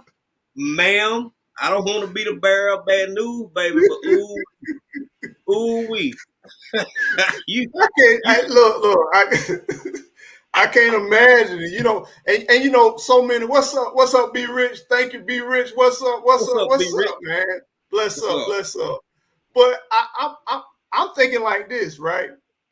I can't imagine you just navigating yourself all over the place however you want to. Now, it's a difference. It's between, it's almost like, okay, give you an example. I grew up in a little town and in Georgia, South Georgia. And this is just my little example. I know you got a better example than I do. No. But there's a certain portion, because we got tourism in that place. There's a certain portion in town where the train, you could ride a train, the tourists could ride the train, and they get off the train, and they kind of channel them a certain path. They walk the city.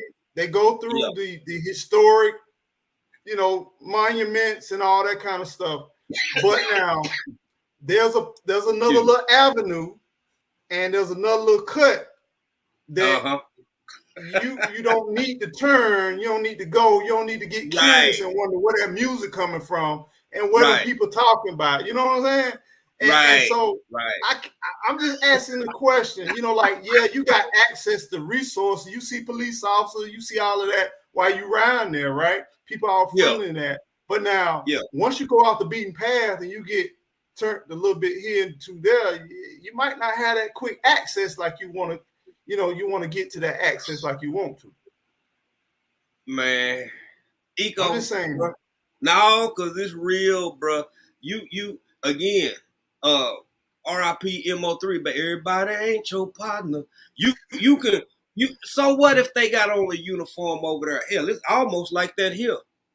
But it especially over there because things are just different. I'm gonna say that so I won't get you or me in trouble. Things are very, very different with officials, so to speak. And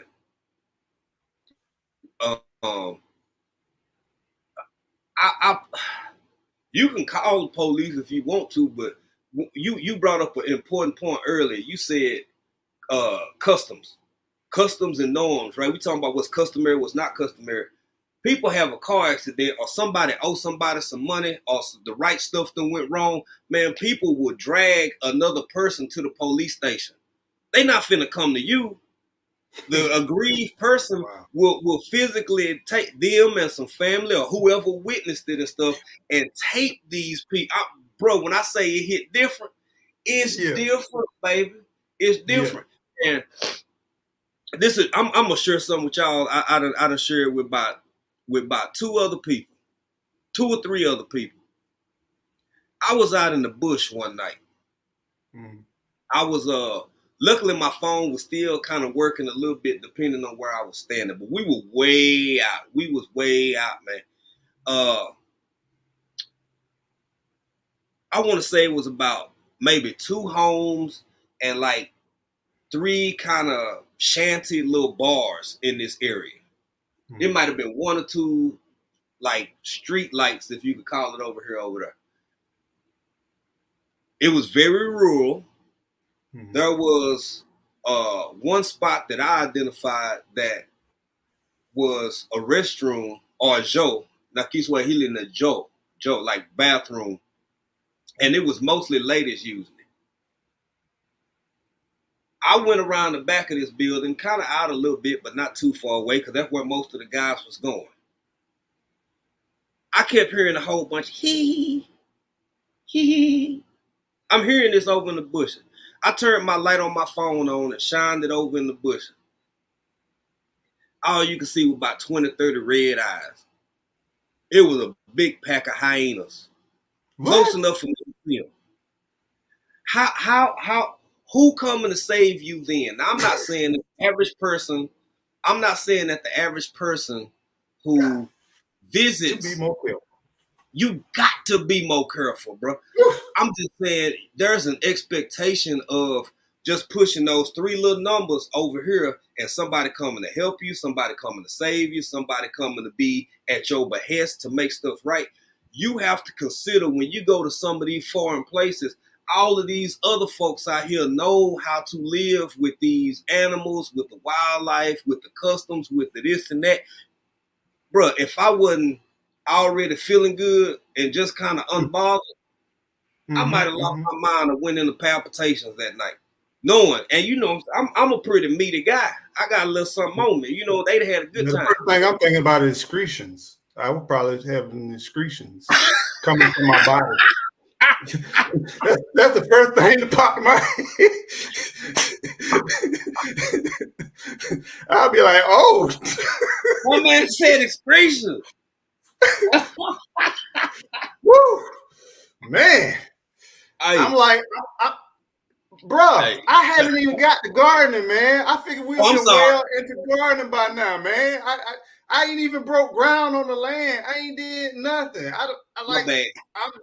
I'm just mind blown because, like, I'm calculated thinking about, like, I seriously, I was like, I don't really like flying in my older years, but then I was thinking, like, man, I would love to have a place of peace, a place that I could fellowship amongst my people and go back to the roots and really just kind of be in tune. And my mother has traveled Africa multiple times, and she always tells me about the beauty and tells me about the people, the culture, how beautiful it is. But then I realized through this homesteading journey that even though she was doing charitable work, she's a nurse, and she was doing, she would go every year, her and her congregation, they would go and spend months over there. And I just think about, man, that's a lot to try to take in and try to do.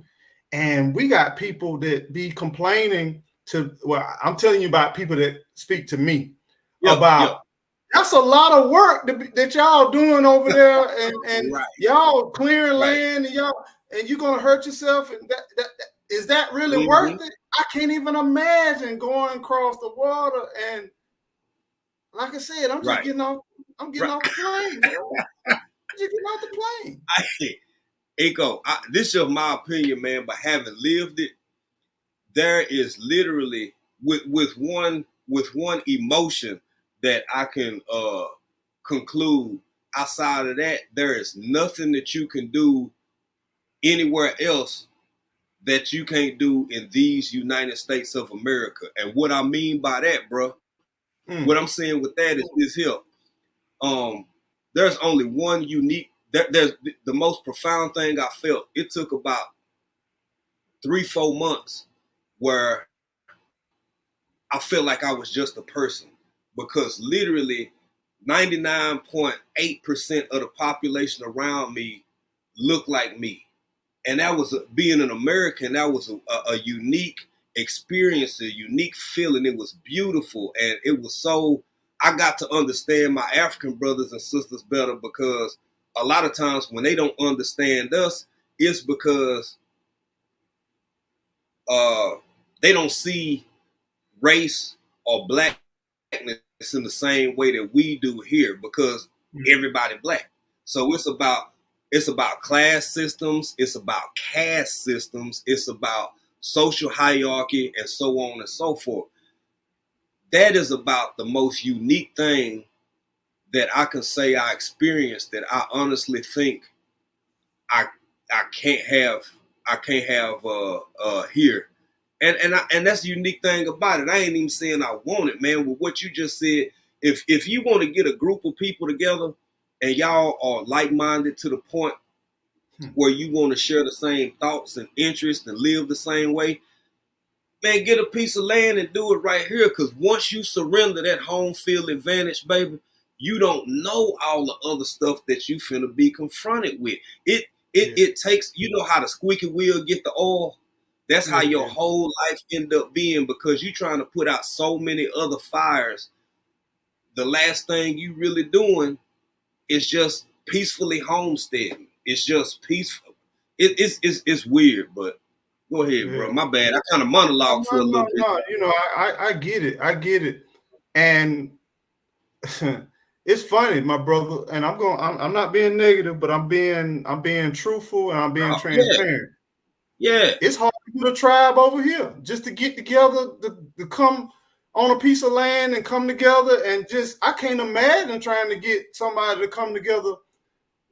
Yeah, I mean, in my experience, I'm just saying my experience. I might not be like a lot of other people, because I am eco, and I know eco is eco.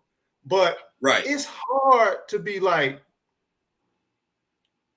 okay, we just because we like-minded don't mean we're going to agree with everything. It's going to be some times where I'm going to give and you're going to give, and we're going to share each other, and we're going to collaborate. Now, let's get together and let's organize, and let's build a community. Let's buy some acreage.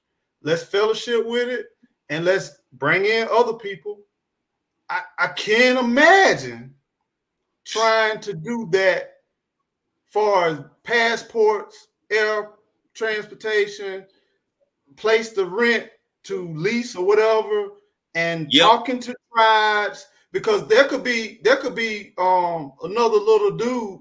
Just say I got a friend named Tommy, and Tommy, a tribal guy, look at Tommy and be like, it can remind him of somebody. What? You already know. A tribal member could look at Tommy and be like, oh no, we're not doing that. No, right, no right. no business. So I'm Right, like, right. I can't imagine. And then Tommy all in his feelings, Yep. like, hey, I don't want it anyway. We ain't doing it. And I'm like, bruh, the overall mission, we got to achieve it. Tommy, you go somewhere, don't come when we talk. No, how right. do I know? How do I know y'all not scamming? How do I know y'all ain't plotting against me? You know what I'm saying? I can't even imagine wrapping my head around this thing, man. Man, I've seen it, bro. We saw some really valiant efforts, man. I'm talking about really serious people coming together, putting their resources together, using their family time, their family resources, their everything.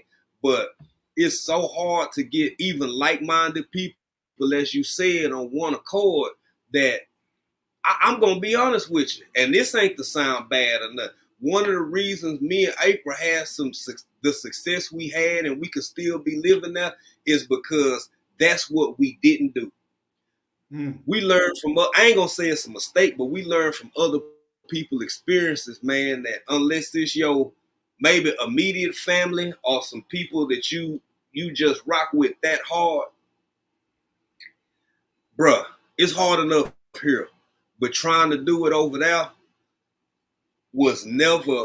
I never saw it work out. I saw people lose friendships. I saw people who got together on a weekly basis for a year or so or 2 years kind of fall out and fall apart because people had ideas about leadership going this way, going that way. It was just, meanwhile,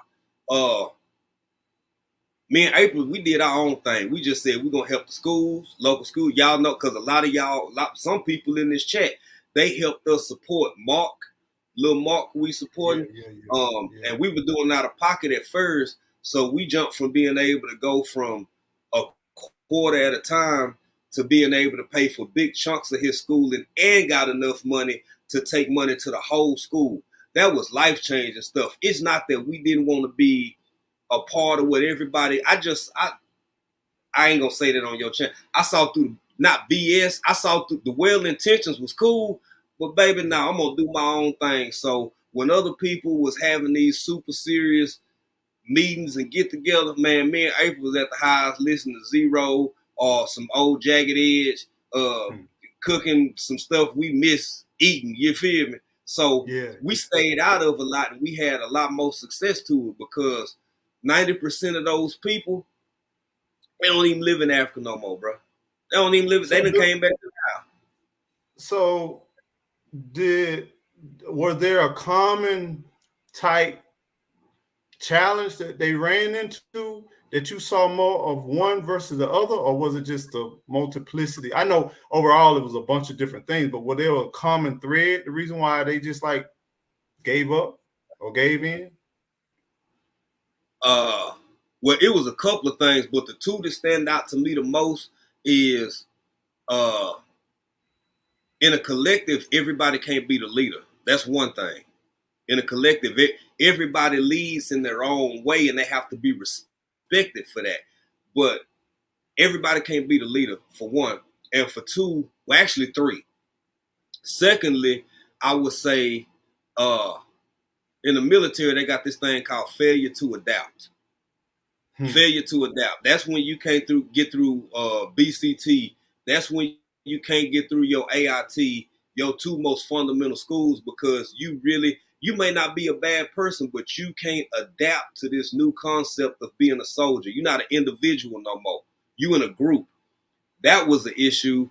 And three, I saw a lot of people who couldn't speak the language, didn't even know what part of the country or city they was in half the time, wanting to talk to political officials and other people and tell them what they ought to be doing to make the country a better place.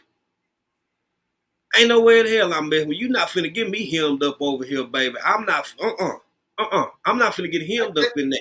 I'm thinking too. On top of that, it's like what we talked about when we started going down this rabbit hole was here you are, you going in, and you remember we were talking about going to the embassy and all that kind of stuff, police and all that. Yeah. Think about it, you still gotta live there. Exactly. Now you done pissed off these people, and you need these same people to get what you need. Yep. And here you are doing your American ways and your American process, and then here you can close your doors. You know, you can go in your garage. Don't even have to be seen. You know what I'm saying? Just drive up, have the garage door open, drive on in, close the garage. Don't have to speak to nobody. Send your children out there to take the hobo or the trash out there. And you know, you can keep living your great life and don't have to interact or do nothing like that. Go online and get your, you know, all of that. But you need these resources here. And once again, not knowing the culture, you know, always looking for a higher power to come and save you. I mean, that thing can get dangerous. That can get real dangerous. And a lot of people turned their nose up at us because we just weren't moving like that. And I don't feel bad about it. Ain't nobody gonna make me feel bad because I'm still alive. I'm still breathing. I'm here. And don't get me wrong, Tanzania is a very peaceful country overall. But when you go injecting in any parts of Africa, and I'm not just gonna say Africa, man, any parts of anywhere else you can live in the world, period. Yeah. You playing with fire that you might not want to play with. So how you gonna turn? Because we literally, I ain't gonna say lost relationship. Cause hell, I ain't gonna lie, I ain't care that much one way or the other. But you kind of feel salty with us a little bit because we ain't moving like you move, man. We been here a year and a half longer than you. You've been here for 3 months and you talking about we need to go talk to shit. You need to go talk to them. I know them already. I ain't going nowhere. I done built a relationship with people to the point where man, I had something coming one time. I forget what we got. It wasn't through Amazon. This is another way you can kind of order stuff. I had my peoples. Cause the road I lived on, you had to be coming up there on purpose. You had to, I would have people calling me or lying to folks when they looking and walk up to my house and be like, hey man, you expecting somebody or you looking for such and such. See, that's how you build in my opinion, that's how you build a real relationship. But if you coming over there to try to be the next big YouTuber or get on the local East African news, you can go and have it. You can do it. You can do it all you want to, baby. I don't want no parts of it at all. And don't feel bad about it. So Tammy, he did address that earlier, and you might not have been in, but I encourage you just check out the replay on the replay tip. And yes, he's back. You know what I'm saying? So yeah. Far as you want to know that information, just play the replay, baby. Appreciate it. So thanks for the question. Let me ask you a question. Let's see. A lot of discharged soldiers have failure to adapt issues when they are no longer part of the military working a civilian job and cannot understand the concept of health insurance being deducted. It's a lot of things that change, you know. We when we think of people, you know, we don't really think about, you know, the crazy thing about it is I think as a whole, and I could be wrong, and this is my opinion, this is my channel, so I can say it. I think as a whole, the majority of Americans are very selfish, and we are brought up and raised to be selfish, that we really don't even think about a lot of these things we're talking about. Imagine if you was incarcerated for 10, 15 years and you come and now you release. Some of these challenges are the same thing they face. And I'm talking about humanistic things. I'm not talking about, right, oh yeah, they did a crime. And some people ain't did no crime and they did a bunch of time. You know what I'm saying? Some people right. protected somebody else to save their life and took the hit. But they Mm-hmm. still, we're here and we're not thinking about each other. And it saddens me because when we think about leaving this place and we saying, hey, I'm done with this country, I'm done with this, I'm done with this. I don't think we've done what we could have done here. Like, have we really applied ourselves here? Have we really tried to get to know our community? Have we been a part of community? Have we even did our practicing here to be fluent to go and change everything and change the world somewhere else? So I'm like, I get Facts. it. I love the passion. I think when you get to know, if you stop and you get to know the culture, one thing I would say this, and we're gonna keep going. When I Yeah. worked at Habitat for Humanity, we Go had ahead, that Econ. diversity. Go ahead. Yeah, I'm yeah, ready. Go ahead. yeah.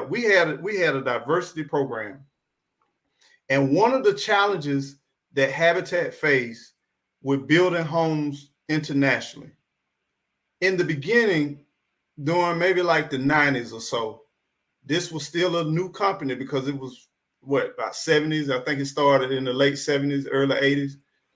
But we would go into countries and we would tell people, you poor, you're living below standard. That was very arrogant. That was very American. We felt like we could come in and build a better housing. And some of these people was rich in their communities. You know what I'm saying?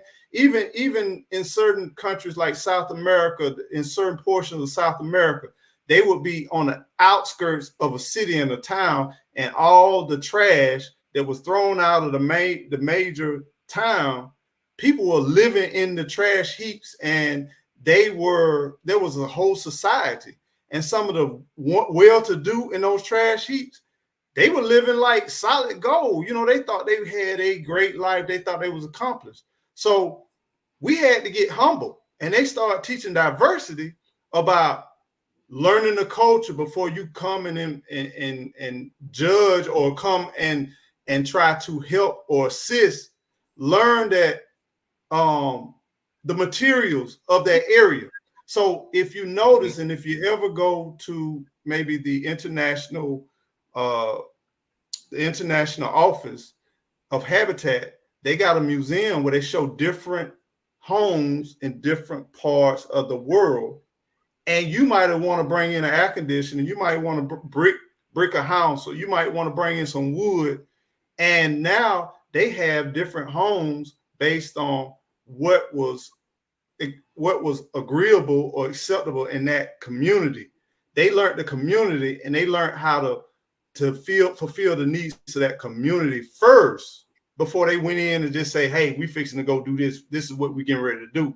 Because they were causing more dissension, and Right. it was a more of a turnoff by just saying, hey, this is what I know. Y'all could live a better life. Y'all could be better. And another thing that we learned was some of these people living off the land, they didn't have no medical bill, they didn't have no credit card debt, they didn't have no car payment, they didn't have no house insurance. They were actually living better than we were with all of our amenities and what we had. And they were happier. They ain't had no stress. They ain't had no high blood pressure. They ain't had no cholesterol. They were living their life and they was at peace. And now that I've come of a certain age, I look at living and success totally different than I used to look at when I was younger. Yes, sir.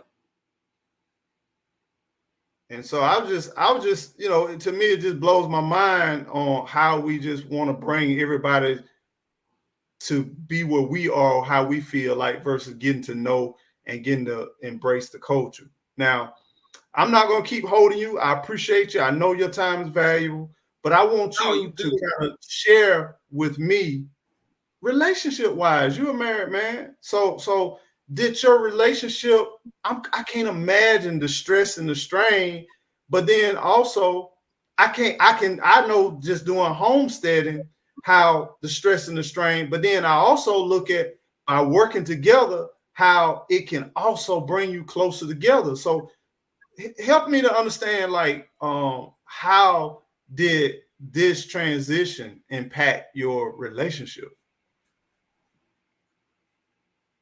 Everything you just said, bro. Hmm. Everything you just said, man. I mean, it brings you closer at the same time, but at the same time, you got a whole lot to deal with from the whole point of a lack of luxuries, from a lack of conveniences that are difficult, and it comes with the it's the price to pay for homestead, man. In the pursuit of that ultimate goal, you go through a lot, man, especially when now that's something that Gigi and April got in common a lot. They both, they'll get out there and get dirty with you, but at the same time, they still girly. You know what I'm talking about? They girly, Yeah, man. yeah, They yeah, can yeah, they when they out there with you doing whatever it is we do and y'all we do together, they a part of that 100%. But at the same time, they still girly, right?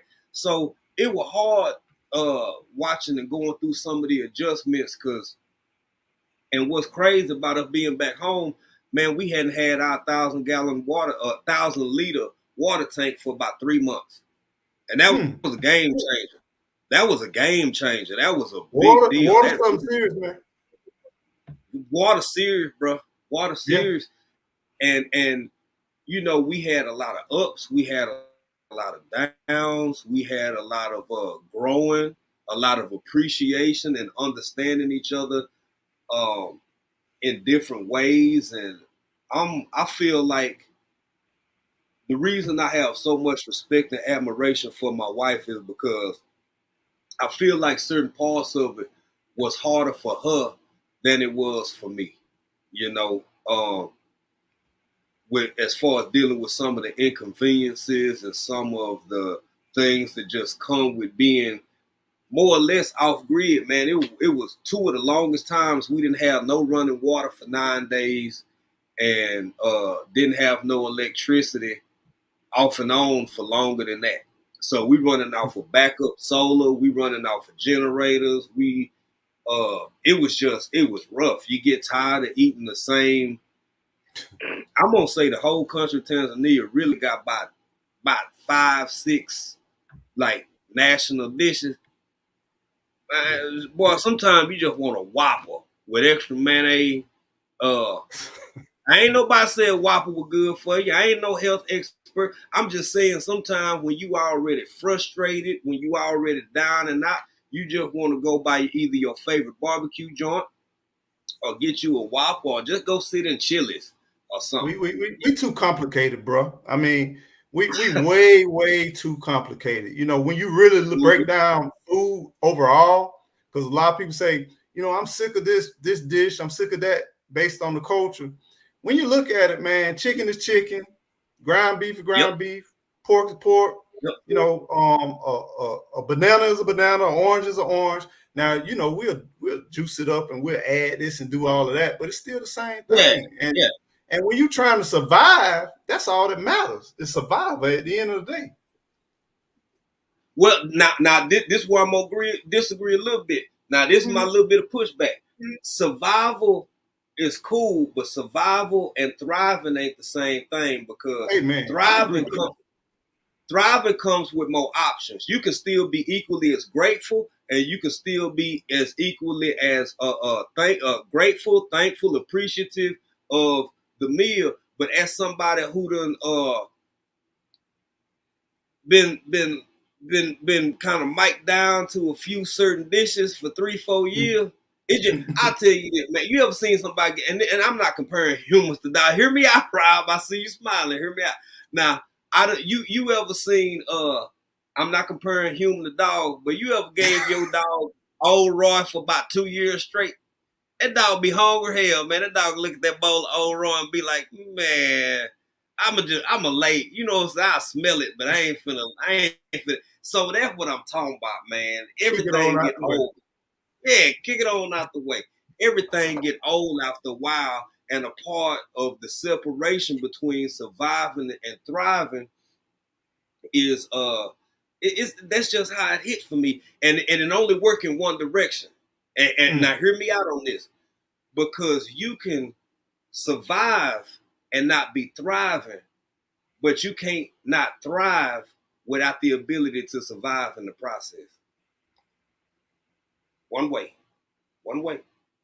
Now, if anybody want to argue me wrong, I'm just saying, I don't live through it. You just dropped the bomb. You just dropped the bomb, man. Okay. But now, I'm glad you brought up that word thriving, though. Most people, their vision to homestead, no matter whether it's here or in it or abroad, they see themselves thriving. They see themselves not just surviving, they see themselves thriving and flourishing in abundance. And with all of these new challenges, and you and I, we know how it is, off-grid living, homesteading, is work. It's plenty of work. It's a lot of work. And it is rewarding. But my question is it really, if you really off-grid, or because that's totally two different things. You got off-grid, you got homesteading, but if some of it kind of come and intertwine together, are you really thriving? Because you got to change your mindset. You got to change your mindset when you're thinking about homesteading, living off the land, and thriving, because the everyday life of a city person or a community or a person that has the modern day conveniences may look at thriving different from a homesteader in thriving, if that makes sense. No, that makes perfect sense, man. And it all go back to what you said a while ago, Rob, because we done had conversations before. You were grown. Okay. Well, Rob done left me again to talk to y'all. So I'm gonna respond to him. I'm gonna say, Rob, grown man. And when you get older, when I was a child, I thought as a child. As a man, I think like a man. Everything that glitter ain't gold. And I think there is a point of absolution where it's a crossover, where everything that I thought was cool when I was 20, I don't think cool no more. Everything that sounded good or looked good or keeping up with the Joneses when I was 30 don't appeal to me no more. I believe you can absolutely 100% be thriving off grid without a whole lot of the luxuries and conveniences that life has to offer immediately. But if you stick with it and stick at it, eventually you will have all that and then some, and then you compound that with your peace. So it's about the pursuit of a goal, man. Rob, we done chopped it up. You and Gigi have a goal. You have a vision. It's coming in play. It's coming in stages. But after it's all put together, baby, it's gonna be so beautiful. It's already beautiful, but it's gonna keep growing and growing, and that's how I see that there, man. Man, I appreciate that. I see so much, and I see so many people giving up in life, fam. And it hurts me, because the hardest part in life, far as things worth having, is like you're right there. You're right there to making it where it's getting a little bit easier. And I watch so many people just stop their process and give up because they tired. And I get it. We all get tired. But if you could just push through, because all these things that we said about the difference between homesteading here and versus homesteading in Africa, it's still hard work. It's still putting forth a bunch of effort. And it's stuff that's not tangible, but intellectually and mentally, it's stimulating, and it's developing, and it's strengthening you interior, versus stuff that people are able to see, and they don't see the manifestation yet, because you laying down the foundation of the things you're going to need when it comes down to when things go awry, when people start to see different things. Do you not know? even my family members, some of my family members be like, child, what was you thinking?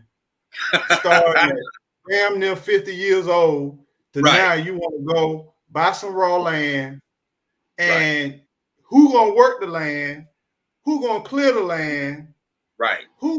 How in the world did you think you're gonna be able to do this? Mm-hmm. It's gonna be some people where you be like, I'm listening to all of these different things and these challenges with going to Africa and starting a homestead, because I'm telling you, it still ain't out of the picture for me. Because Yeah.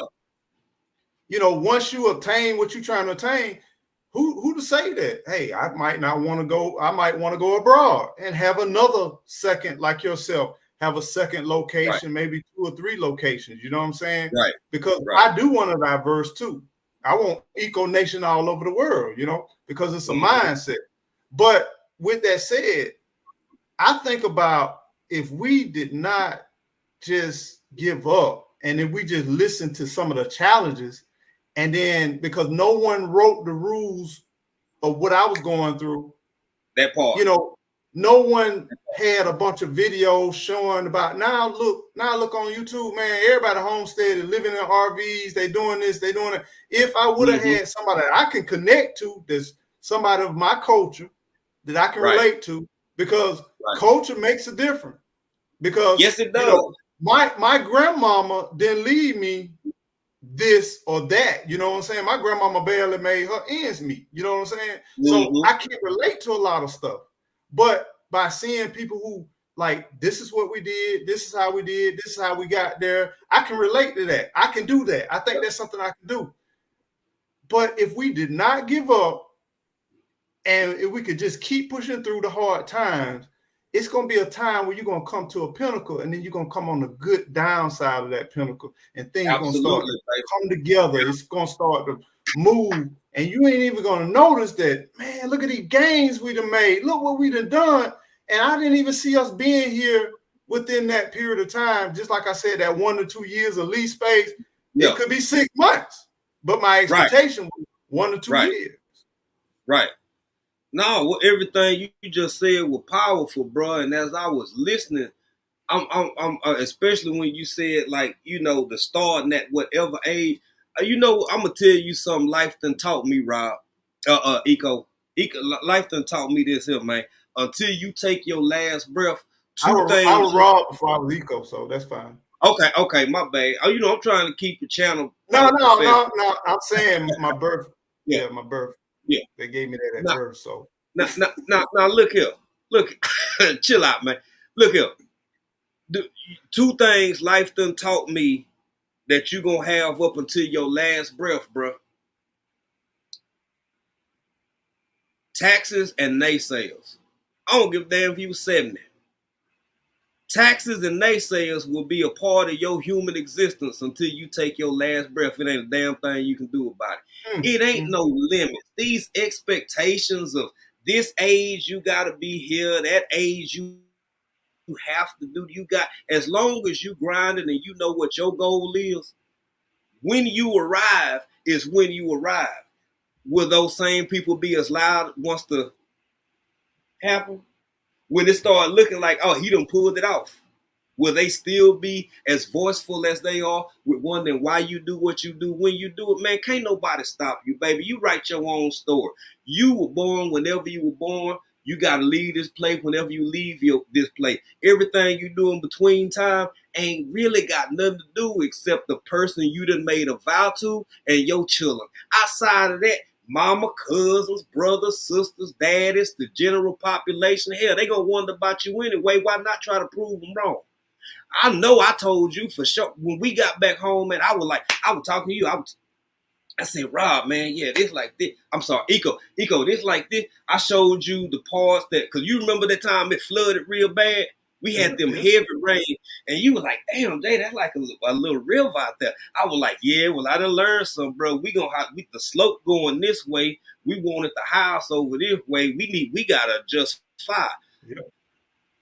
Man, they don't pick the people listening to you. Look here, you entertainment for somebody. The people who gonna learn from it and really grow from it and look at these videos 5, 10, 15 years down the road, them the people who probably ain't uttering a word. Man, we gonna be all right, baby. We gonna be all right. I'm sorry, I went on a little dialogue. Yeah. You know, when it all comes down to it, those that don't give up, those that keep on pushing, those are going to be the ones that are going to be able to survive. The ones that run, tuck and hide, those are going to be the ones that are going to consistently run when everything gets rough and everything gets tough. Because I'm telling you, what the journey y'all been through, the journey that y'all still continuing, and y'all, this is the craziest thing, audience. I don't know if y'all really paying attention. Do y'all not understand? Homesteaded prior to leaving, went to another country and homesteaded, and all of those 50 million challenges, and then turn back around and say, oh, by the way, hey, we still got this. We're going to sit this over here to the side. Now, we got some other immediate issues we got to deal with back home, and then we finna go and homestead again. And really, if I was honest, by me being observing, watching you, y'all really, you know, you can ride a bicycle. First, you get training wheels, and then you get training wheels where they kind of get a little raggedy, and then you just kind of think you still using the training wheel, but you ain't using them. And then after a while, they take the training wheels off, you ride on 2 tires, and then you get a little fancy, and then you start cartwheeling. You know, you start riding on 1 tire. Right now, y'all riding on 1 tire. Right now, y'all riding on 1 tire based on not giving up years upon years ago, which now you are at the point now where you are doing what you're supposed to do. You and April are sharing your challenges, giving people the real uncut, the real stuff, because I'm telling you, I guarantee you a lot of those people that left, if they would have had this information prior, they could have been better prepared. They could have been better prepared and mentally and physically prepared to know what they're going to walk into. Because I'm telling you, there's some youth now that's thinking about it. There's some people out there that may be retirement age, middle age, or whatever, that's thinking about it. And they need that information, fam. They need that information. What's up, Queen? Come on in. Come on in.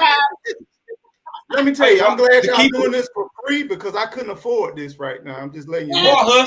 Boy, hush. Look here. I couldn't afford this right now. I mean, look, I'm just telling you. Boy, hush.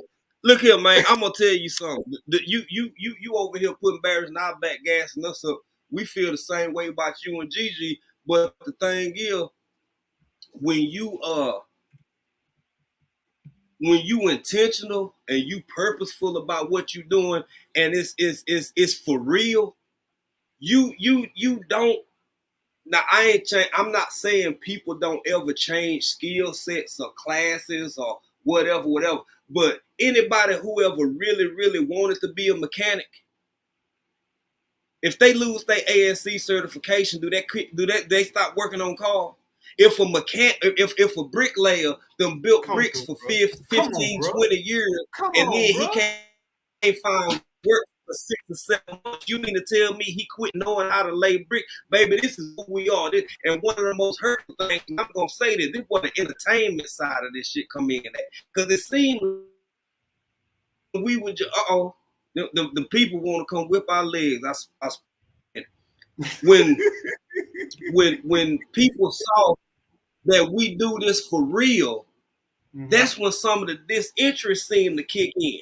Also, as long as I was a character sitting over there just talking about this or talking about that, but when you see me going through and you see me doing it for real, all of a sudden it's less appealing. Baby, I do this. And sometimes it be people who you thought would have been right there by your side. And I ain't saying we ain't got none of them either. But you would have thought it were folk who would have stuck with you, grinded with you, in proximity to you. But no. When you say stuff that sound good, but when you do stuff that is good, it hit different. Come on, man. Y'all go play with somebody else. That if y'all done noticed, I done kind of pulled back. You used to see us every Tuesday and every Friday. Man, I'm out here grinding. I'm busy. When was the last time y'all were worried about the leaf springs on your trailer? Huh? What you finna haul? What you finna go haul right now? Can your tires hold it? You worried about, I don't know about Florida, but in Texas, you better have a plate. You better have a working trailer that can DOT get at you. It might want to be decent. Y'all worried about that? Or you just talking about shit sound good? Huh? I'm gonna shut up, Rob, before I get us in trouble. This your channel, baby. Those are facts, my brother. I mean, I think exactly what you just said is none but total facts. Somebody asked, "Are we gonna do a part 2?" They must look at my notes, because I'm telling you. Do you know that on my notes? Hold on for 1 second. I ain't gonna lie right here. I'm on live. Let me go right here. Ahead, bro. Let's see. We at point number 3, and I had 8 points, and we're at point number 3. I'm like, let's do it, baby. I'm like, really? Yeah. I don't know. I'm gonna leave that to my friend, but at the same time, I'm still saying this, my friend. People be talking about all of this stuff about what's too hard in life and what's so this and what's so that. Do you not know, like you said, people gonna complain? I remember when I was in the medical industry, and I would service patients, right? And I remember this one man did nothing but sit by the window and look out the window. They would get him up, dress him, and they would sit him up at the window. And this facility, if you were married, you can cohabitate, this particular facility. And his wife, when I would come in, almost every day, would shake her head in the bed, and she would look over there at him, and she said, "Look at him. He just sitting there. That's all he do all day, every day, just sits there and look at that darn woman." Fam, can you imagine living your final days every day? And this is his wife. So opposition and naysayers will come in all facets, all realms, and all capacities. And when them naysayers come, you got to be comfortable, and you got to have thick enough skin to not allow them to stop you from your goals and your dreams. Because that man could have worked for 40, 50 years, and all he wanted to do was to sit somewhere in an air-conditioned building and just look out that window and just sit there. You know what I'm saying? It could have been that. That could have been, look, my resting days, hey, let me be able to just sit here in a climate control, get fed, get washed, get clean, and let me just relax. Absolutely. See, man, that's why we talk the way we talk. And that's one of the reasons why this journey is your own up to the point, except for, again, your children and the people that you done made vows to, bro. Because after it's all said and done, you got to look back. And I'm going to tell you something else that you setting yourself for. You setting up for the new wealth that I believe is coming to this country, to the world, and to this realm of existence. And I'll try to articulate why, because I don't want to hold you too long. No, you're good, bro. Between self-sufficiency and self-stability, being on your own land, and if they do try to come take it or want to buy half of it or a part of it, hell, y'all can move to Miami-Dade and be rich for the rest of your life. Okay. So with that being said, man, after a while, the Louis Vuitton ain't gonna be enough. The extra this or that ain't gonna be enough because everybody got one, everybody got a bunch of debt, everybody this or that. Baby, when you set yourself up to live the way y'all are setting yourself up to live, watch it. Give about a year or two, maybe 3 max. This the new wealth right here. If you can get your hand on a $800 piece of land that's just big enough to stand on. Just stand on it, cuz. Come on, man. Just enough to stand on. This ain't on. just to stand on it without being disturbed, without being bothered, man. Come on, man. I'm sorry. Yeah, Go ahead, yeah. man. You give me hype No, on that no, right you there. good, bro. I'm just saying, I'm just old country boy, so what I know. You know what I'm saying? I can read, write, and do arithmetic. That's about it. But people gonna keep on playing with folk like us and watch us win in some real, real profound ways. But you know, unless you born with a silver spoon, you got to go through what we going through in order to get to that other side, man. You got to go through this rough part to get to the other side. But nothing that's happened so far has made me wonder if it's worth it. And then to put that in line with the whole show topic, you ain't got to go nowhere else to do it. That's just me. That's just me. You dropped the bomb, bro. And man, we're talking about my brother here is experience. This not like, well, I read this book and I've been doing this. I went here and I got this sheet of paper after I've spent 4 years Yeah, researching this and doing yeah, that. He smelt the environment. He ate the food. He I walked the did. roads. Yep. He built roads. He cleared land. He managed his own homestead. He stayed married through it all. We look, it's so much stuff that we mad because somebody left the toothbrush out there on the sink. And this man done did stuff that some people don't do in a lifetime. And then all he said, what? You know, fam, I don't know how many times to say this video after video after video. You need a place of peace in your life, not only Yep. mentally, but also diversify and make it physically. Yep. Even if you don't do nothing with it in your lifetime, Yep. you can still help somebody to the next generation and the next generation, because I'm trying to tell you, it's going to get so crowded and things are going to get so tight that you're going to wish you had built the skill set when you didn't have to build it, because Yep. trying to panic, it's almost like this. I went to the store and I looked at the gun case and I didn't buy the gun. And then I went home and I laid down and a burglar was in my living room. That's too late now to try to take gun classes and going to get your gun. Look, be prepared. Be prepared, because I'm telling you, Facts.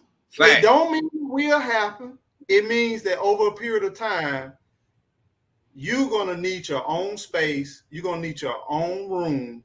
And you're going to need to have your own community, whether it's just one person or maybe you by yourself, that de la soul. It could be me, myself, and I. And right now, you need to be dropping trees all over, dropping herbs, dropping fruit, all everywhere. It don't matter if it's pretty, it don't matter if it's organized, none of that. And just say they kick you off your land. Let me tell you, my friend, kick me off my land. I'm gonna let you have it. But I'm coming back for my fruit. I'm coming back for my herbs. I'm coming back for all of my nuts and all of that stuff. And you won't know when I'm coming. You don't know how I'm coming. And you don't even know it's out there. You don't even know it's out there. Fact. Because you took it. You took it. So Fact. I'm just saying, fam, we gonna have to get ourselves seriously into that mode where we gonna be able to be okay being without modern day conveniences. When the disruption happens and we're watching it, it don't mean somebody gonna come and see. Sometimes it just can be a storm. You just get a storm to come through and knock your electricity out. And I don't know why it is. Y'all might not have hurricanes like we do, but tornado. You get them tornado. So after a hurricane, sometimes the power's out, and for some reason, even our internet signal sometimes don't even work. We get more internet service. So what you gonna do? What you gonna do in those times? Right. I mean, man, we gotta get real, man. We gotta get real about what we're doing. That's real, man. And if you said something else, if I thought about life, maybe 20 years ago, the way I saw it for probably the last 15 to 12. Mm-hmm. I don't care if it's 0.3 acres or 0.5 acres, man.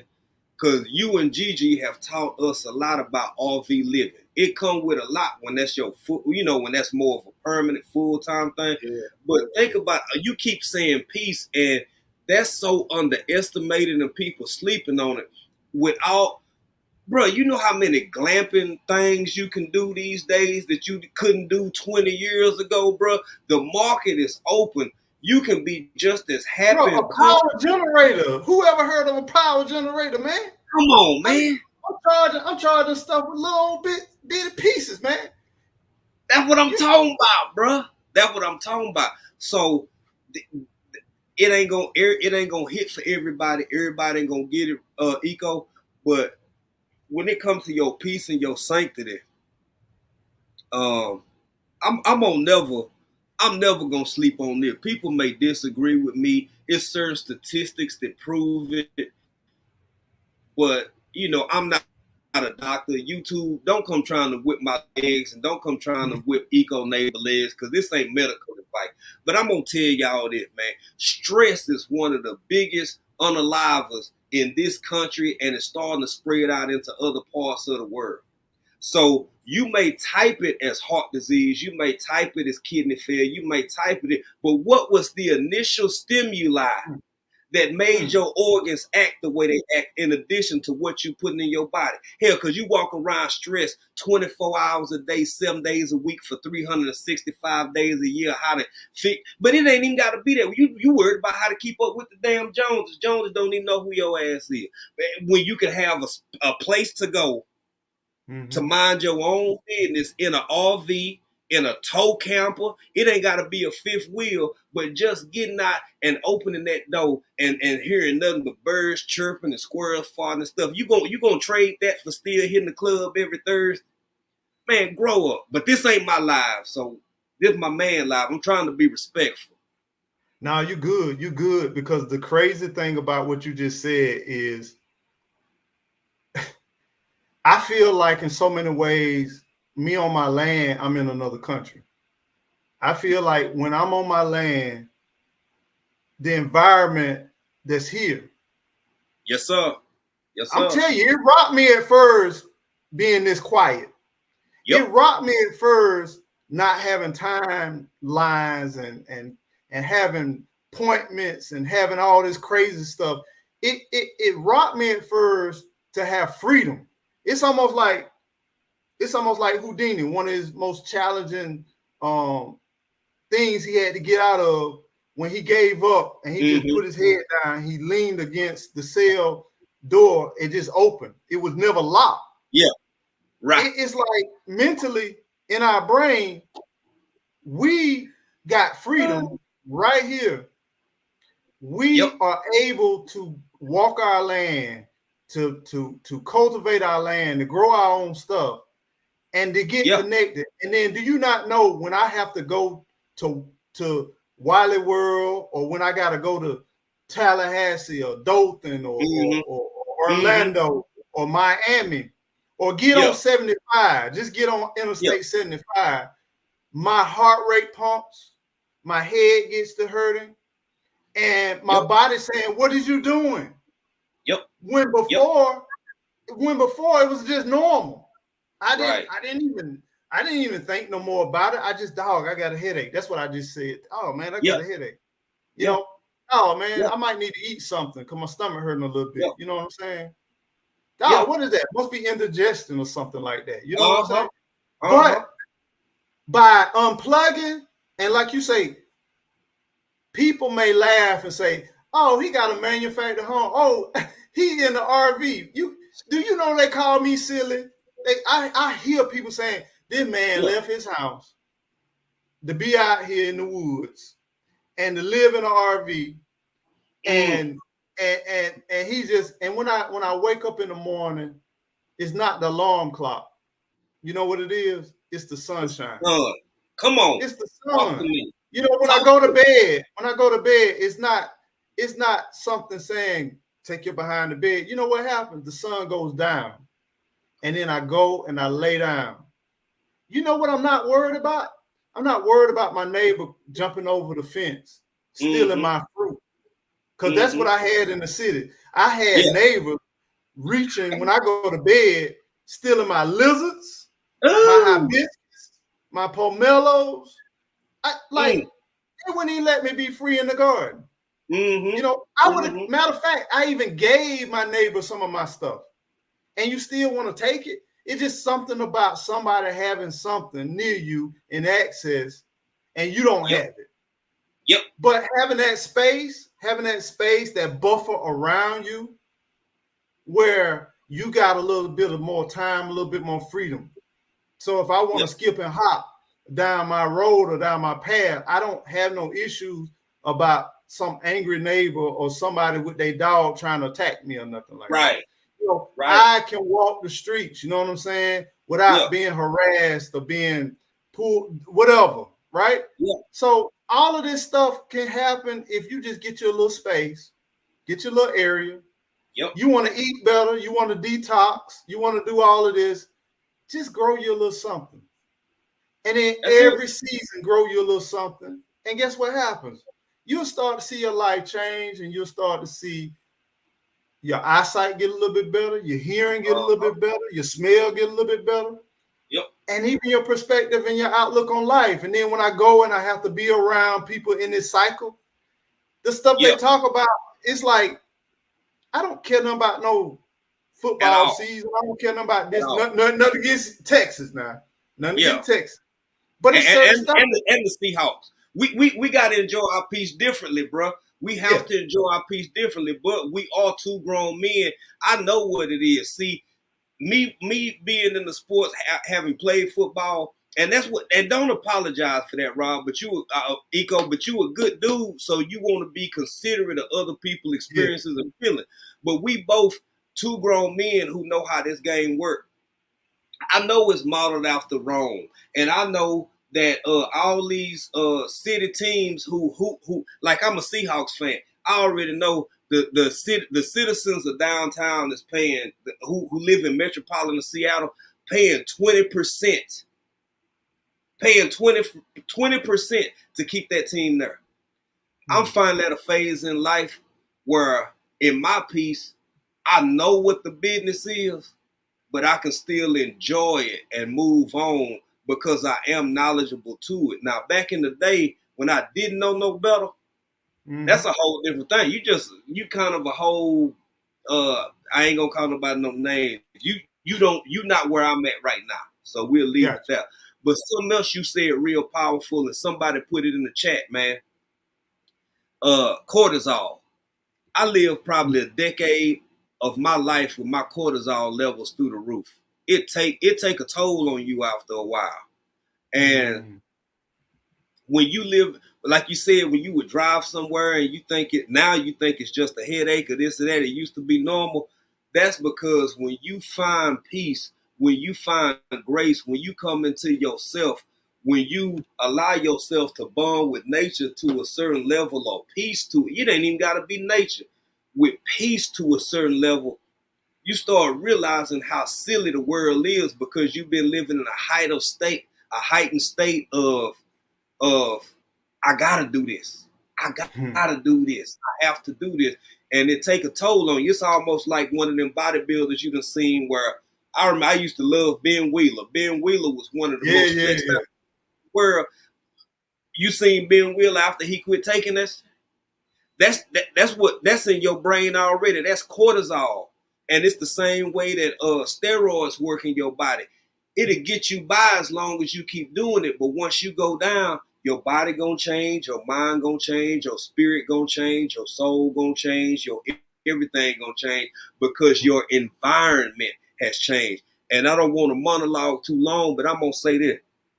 In Africa, they don't have, at least not my part of Africa. Nowhere in Africa that I know they have zoos. All the animals is free. They just chilling and living, doing what they do, right? But in India, they do have zoos, and they use animals a lot more for labor and work than they do in other parts of the world. And an Indian elephant is one of the biggest in the world.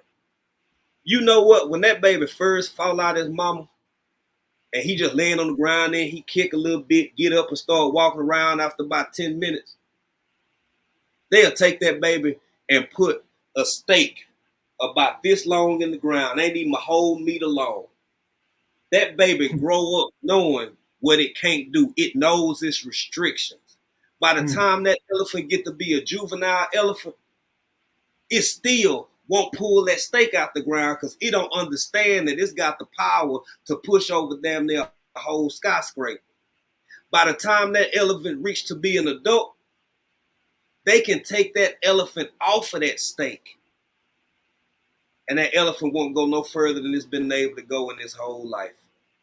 Conditioning is a powerful thing, bro. We got to quit letting people tell us what our limitations are, what makes sense, what don't make sense. Man, if you want to live in the woods, if I want to live in the woods, if anybody in this chat want to live in the doggone woods, if you want to get, you need to know what you're doing and listen to people who know what they doing so you can get a modicum of advice.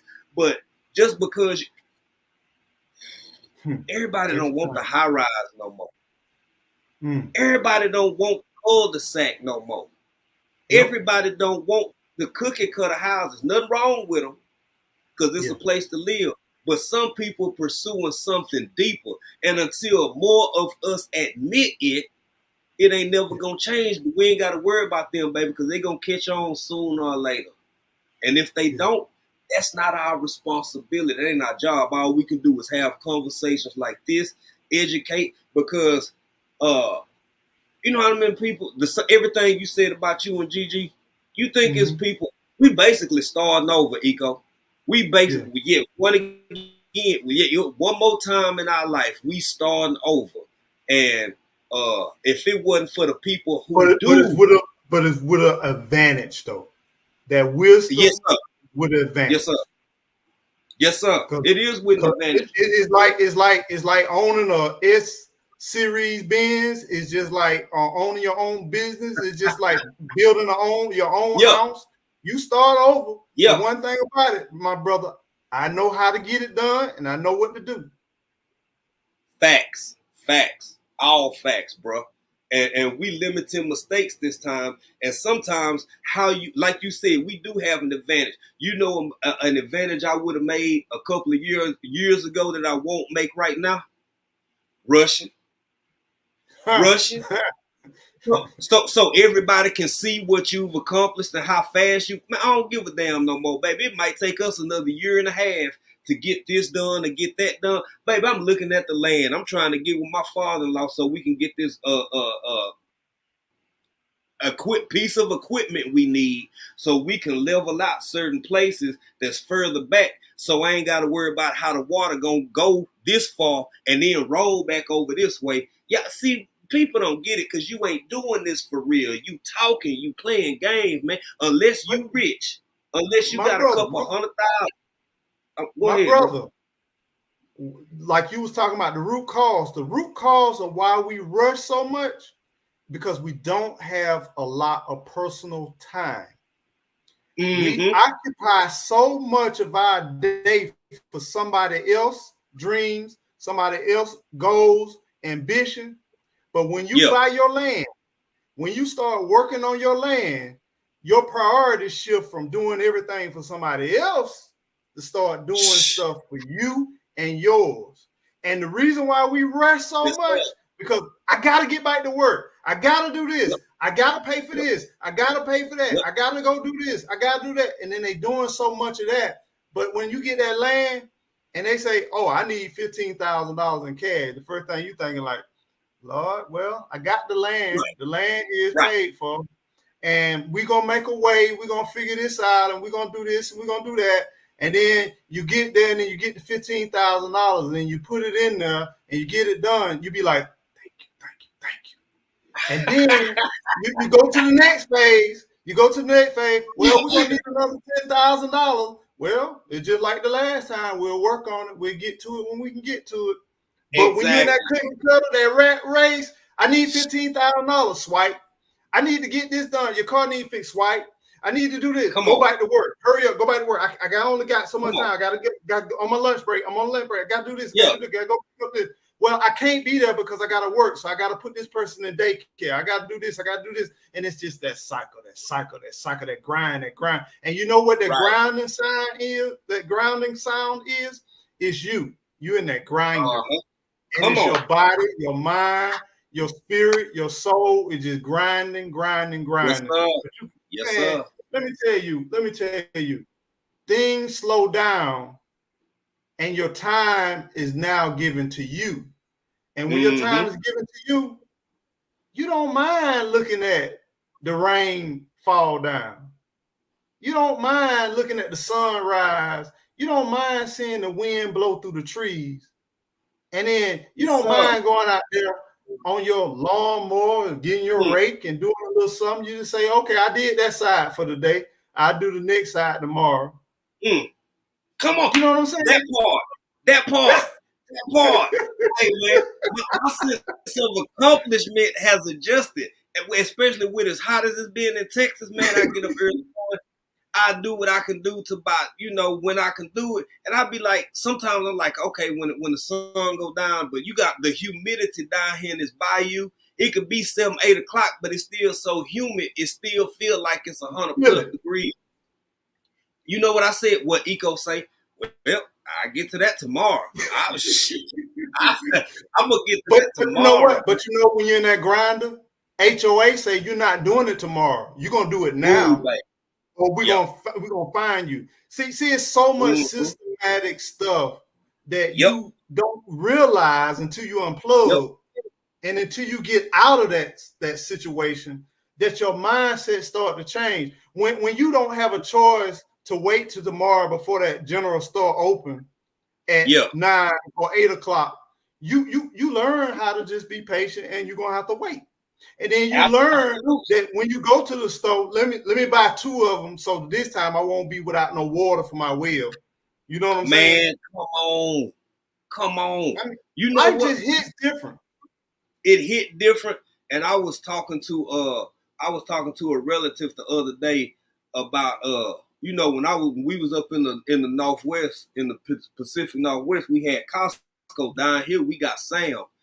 Bruh, if you live well out where we live and you don't buy everything you can get your hands on in bulk, I don't know what the hell you doing.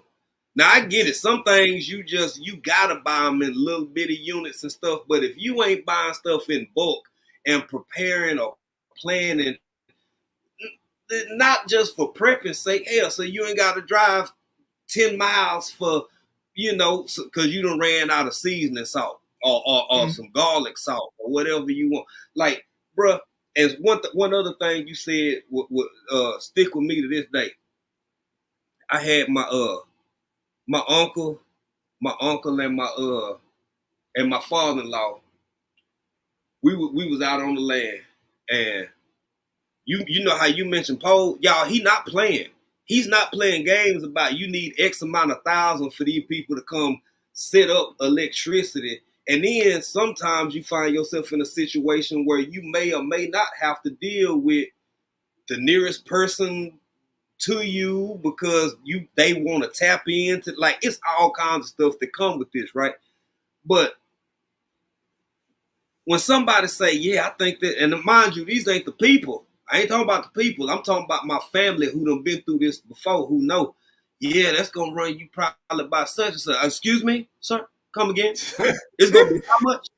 Are you speaking another language?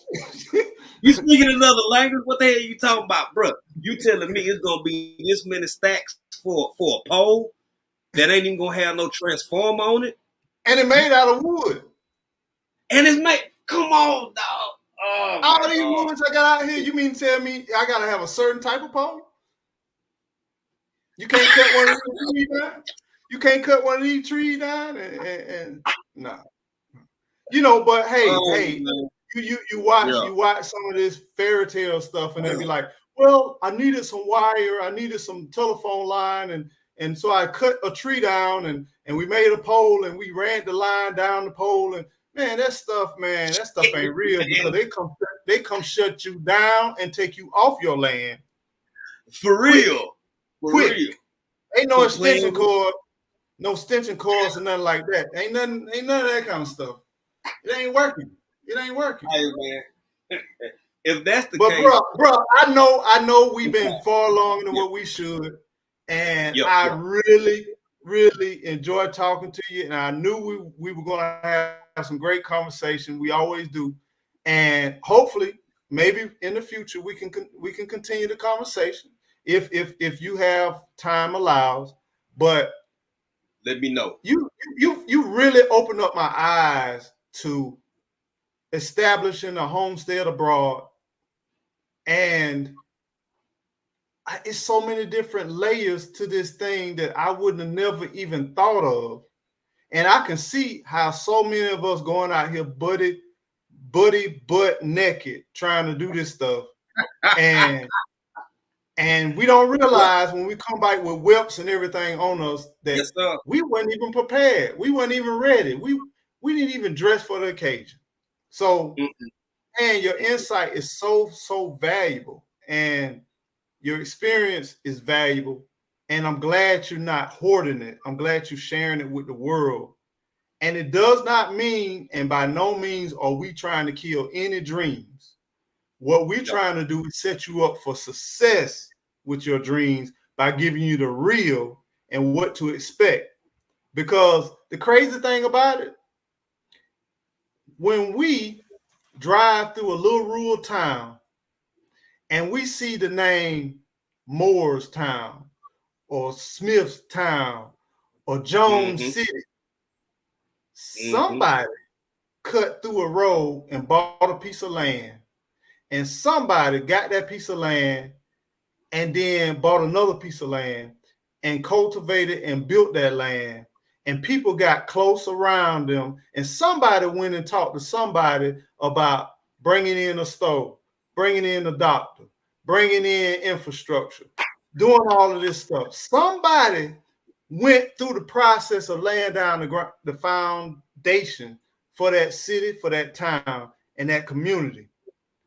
And somebody didn't live to see the results of that time. But somebody took that first step. And Mm-hmm. there are thousands and thousands of people benefiting off of that one person or those two people or whatever that took that opportunity to start with buying one piece of land, one parcel piece of land, and then expound it from that point on. And let me tell you, my friends, it's not easy, it's not hard, but it's so rewarding. It's such a blessing. And before we get out of here, my brother, can you please share with the audience just some final thoughts and your overview, and take your time, and remember, this your platform just as well as it's mine. You always open doors. Oh, for sure, man. But before I start a conclusion, I just want to say yet again, I agree with you 100%, bro. And whether you doing it for an intentional incorporation of a city or a community, or whether you trying to coalesce friends or family members, when you believe in yourself and you trust in the Most High, or you feel like and know you led, as Phil the Dream said, if you build it, they will come. All them little names he just gave, somebody had the idea to say, I'm going to start this. And even though some of us may have children and grandchildren or nieces and nephews or other loved ones who sit under the shade of trees that we planting today, Wow. as long as you know you doing what you supposed to do and you following that passion, what my brother said made 100% sense. With that being said, y'all, we are country dreaming, the artist formerly known as African dreaming. But I want to thank my brother Eco for having me be a part of this live, and I can't thank Eco without thanking Gigi as well. I just want to say, man, it's a great conversation. You know, me and you we could keep it running, All baby. day long. For real. And whenever you want a part two, all you got to do, you already know, man, hit me, holler at me, we'll make it happen, because I think these conversations are important. Folk need to hear about it. They need to get the just hear two brothers like us uh share our thoughts and opinions and truth, because the whole concept and idea of homesteading has grown and kind of gotten to be a little bit more commercialized than it was back in the day. Somebody got to be telling somebody the truth, man. So anytime you allow me to be part of that conversation with you, I'm down for it. And my better half, my other half is in the chat. Pieces of April. You can catch both of us. We not as active as we used to be. We still dropping content. We still creating. We sharing it out a little bit at a time, but we less live heavy because we got things we trying to get done, man. And sometimes you got to work harder when the weather just right. Certain things you can do, when it ain't raining or when it's a little bit overcast, because that 15, 20 degree temperature difference can be all the difference in whether you got there for 30 minutes or 3 hours. So, amen. Yeah, that's it for me, Eco. I'm just grateful, thankful to you and Gigi, and allowing me to be a part of this conversation, bro. Man, you know what? I appreciate you so much, and I really appreciate everything. It sounds like everybody enjoyed the live, and y'all put it in the chat if y'all want a part two. We'll definitely try to arrange that. If y'all want a part two, put it in the chat. Let us know if y'all want a part two, and then we'll try to arrange something where we can get together. But with that said, my brother, thank you so much for everything that you do. Thank you so much for contributing, and thank you so much for continue sharing. You're right. That weather get right, and the weather is just about my time to get the moving. And I'm telling you, come this winter, I'm in the woods, man. I'm deep off in the woods. But on the serious tip, for real, look, y'all just holler at us, let us know. I see some part two. I see Miss D's garden part two, in his present part two, Kathy B part two. Okay, I see quite a few. Steve M. Welcome, Steve. Welcome to Eco Nation. Appreciate you becoming a member. Make sure that you send me an email. Let me know you remember. That way we can kind of chop it up, network. Any member that have not sent me an email, send me an email, econation@gmail.com. I'm sorry, econeighbor@gmail.com. econeighbor@gmail.com. Looking forward to it. So it sounds like, Jay, if you say you down, I see a lot of part two. So we're gonna have to try to see if we can get together. And who knows? We might even arrange it where we might bring in the missus with it too. You know what I'm saying? On both sides. You know what I'm saying? Let us know, baby. Can handle all of that, though. I don't know if we can handle that. That might be part three, right? I know, man. You can't have April, not have Gigi, man. I know. Yeah, bro. I don't know. I don't even know if they even hear us talk or anything. You know what I'm saying?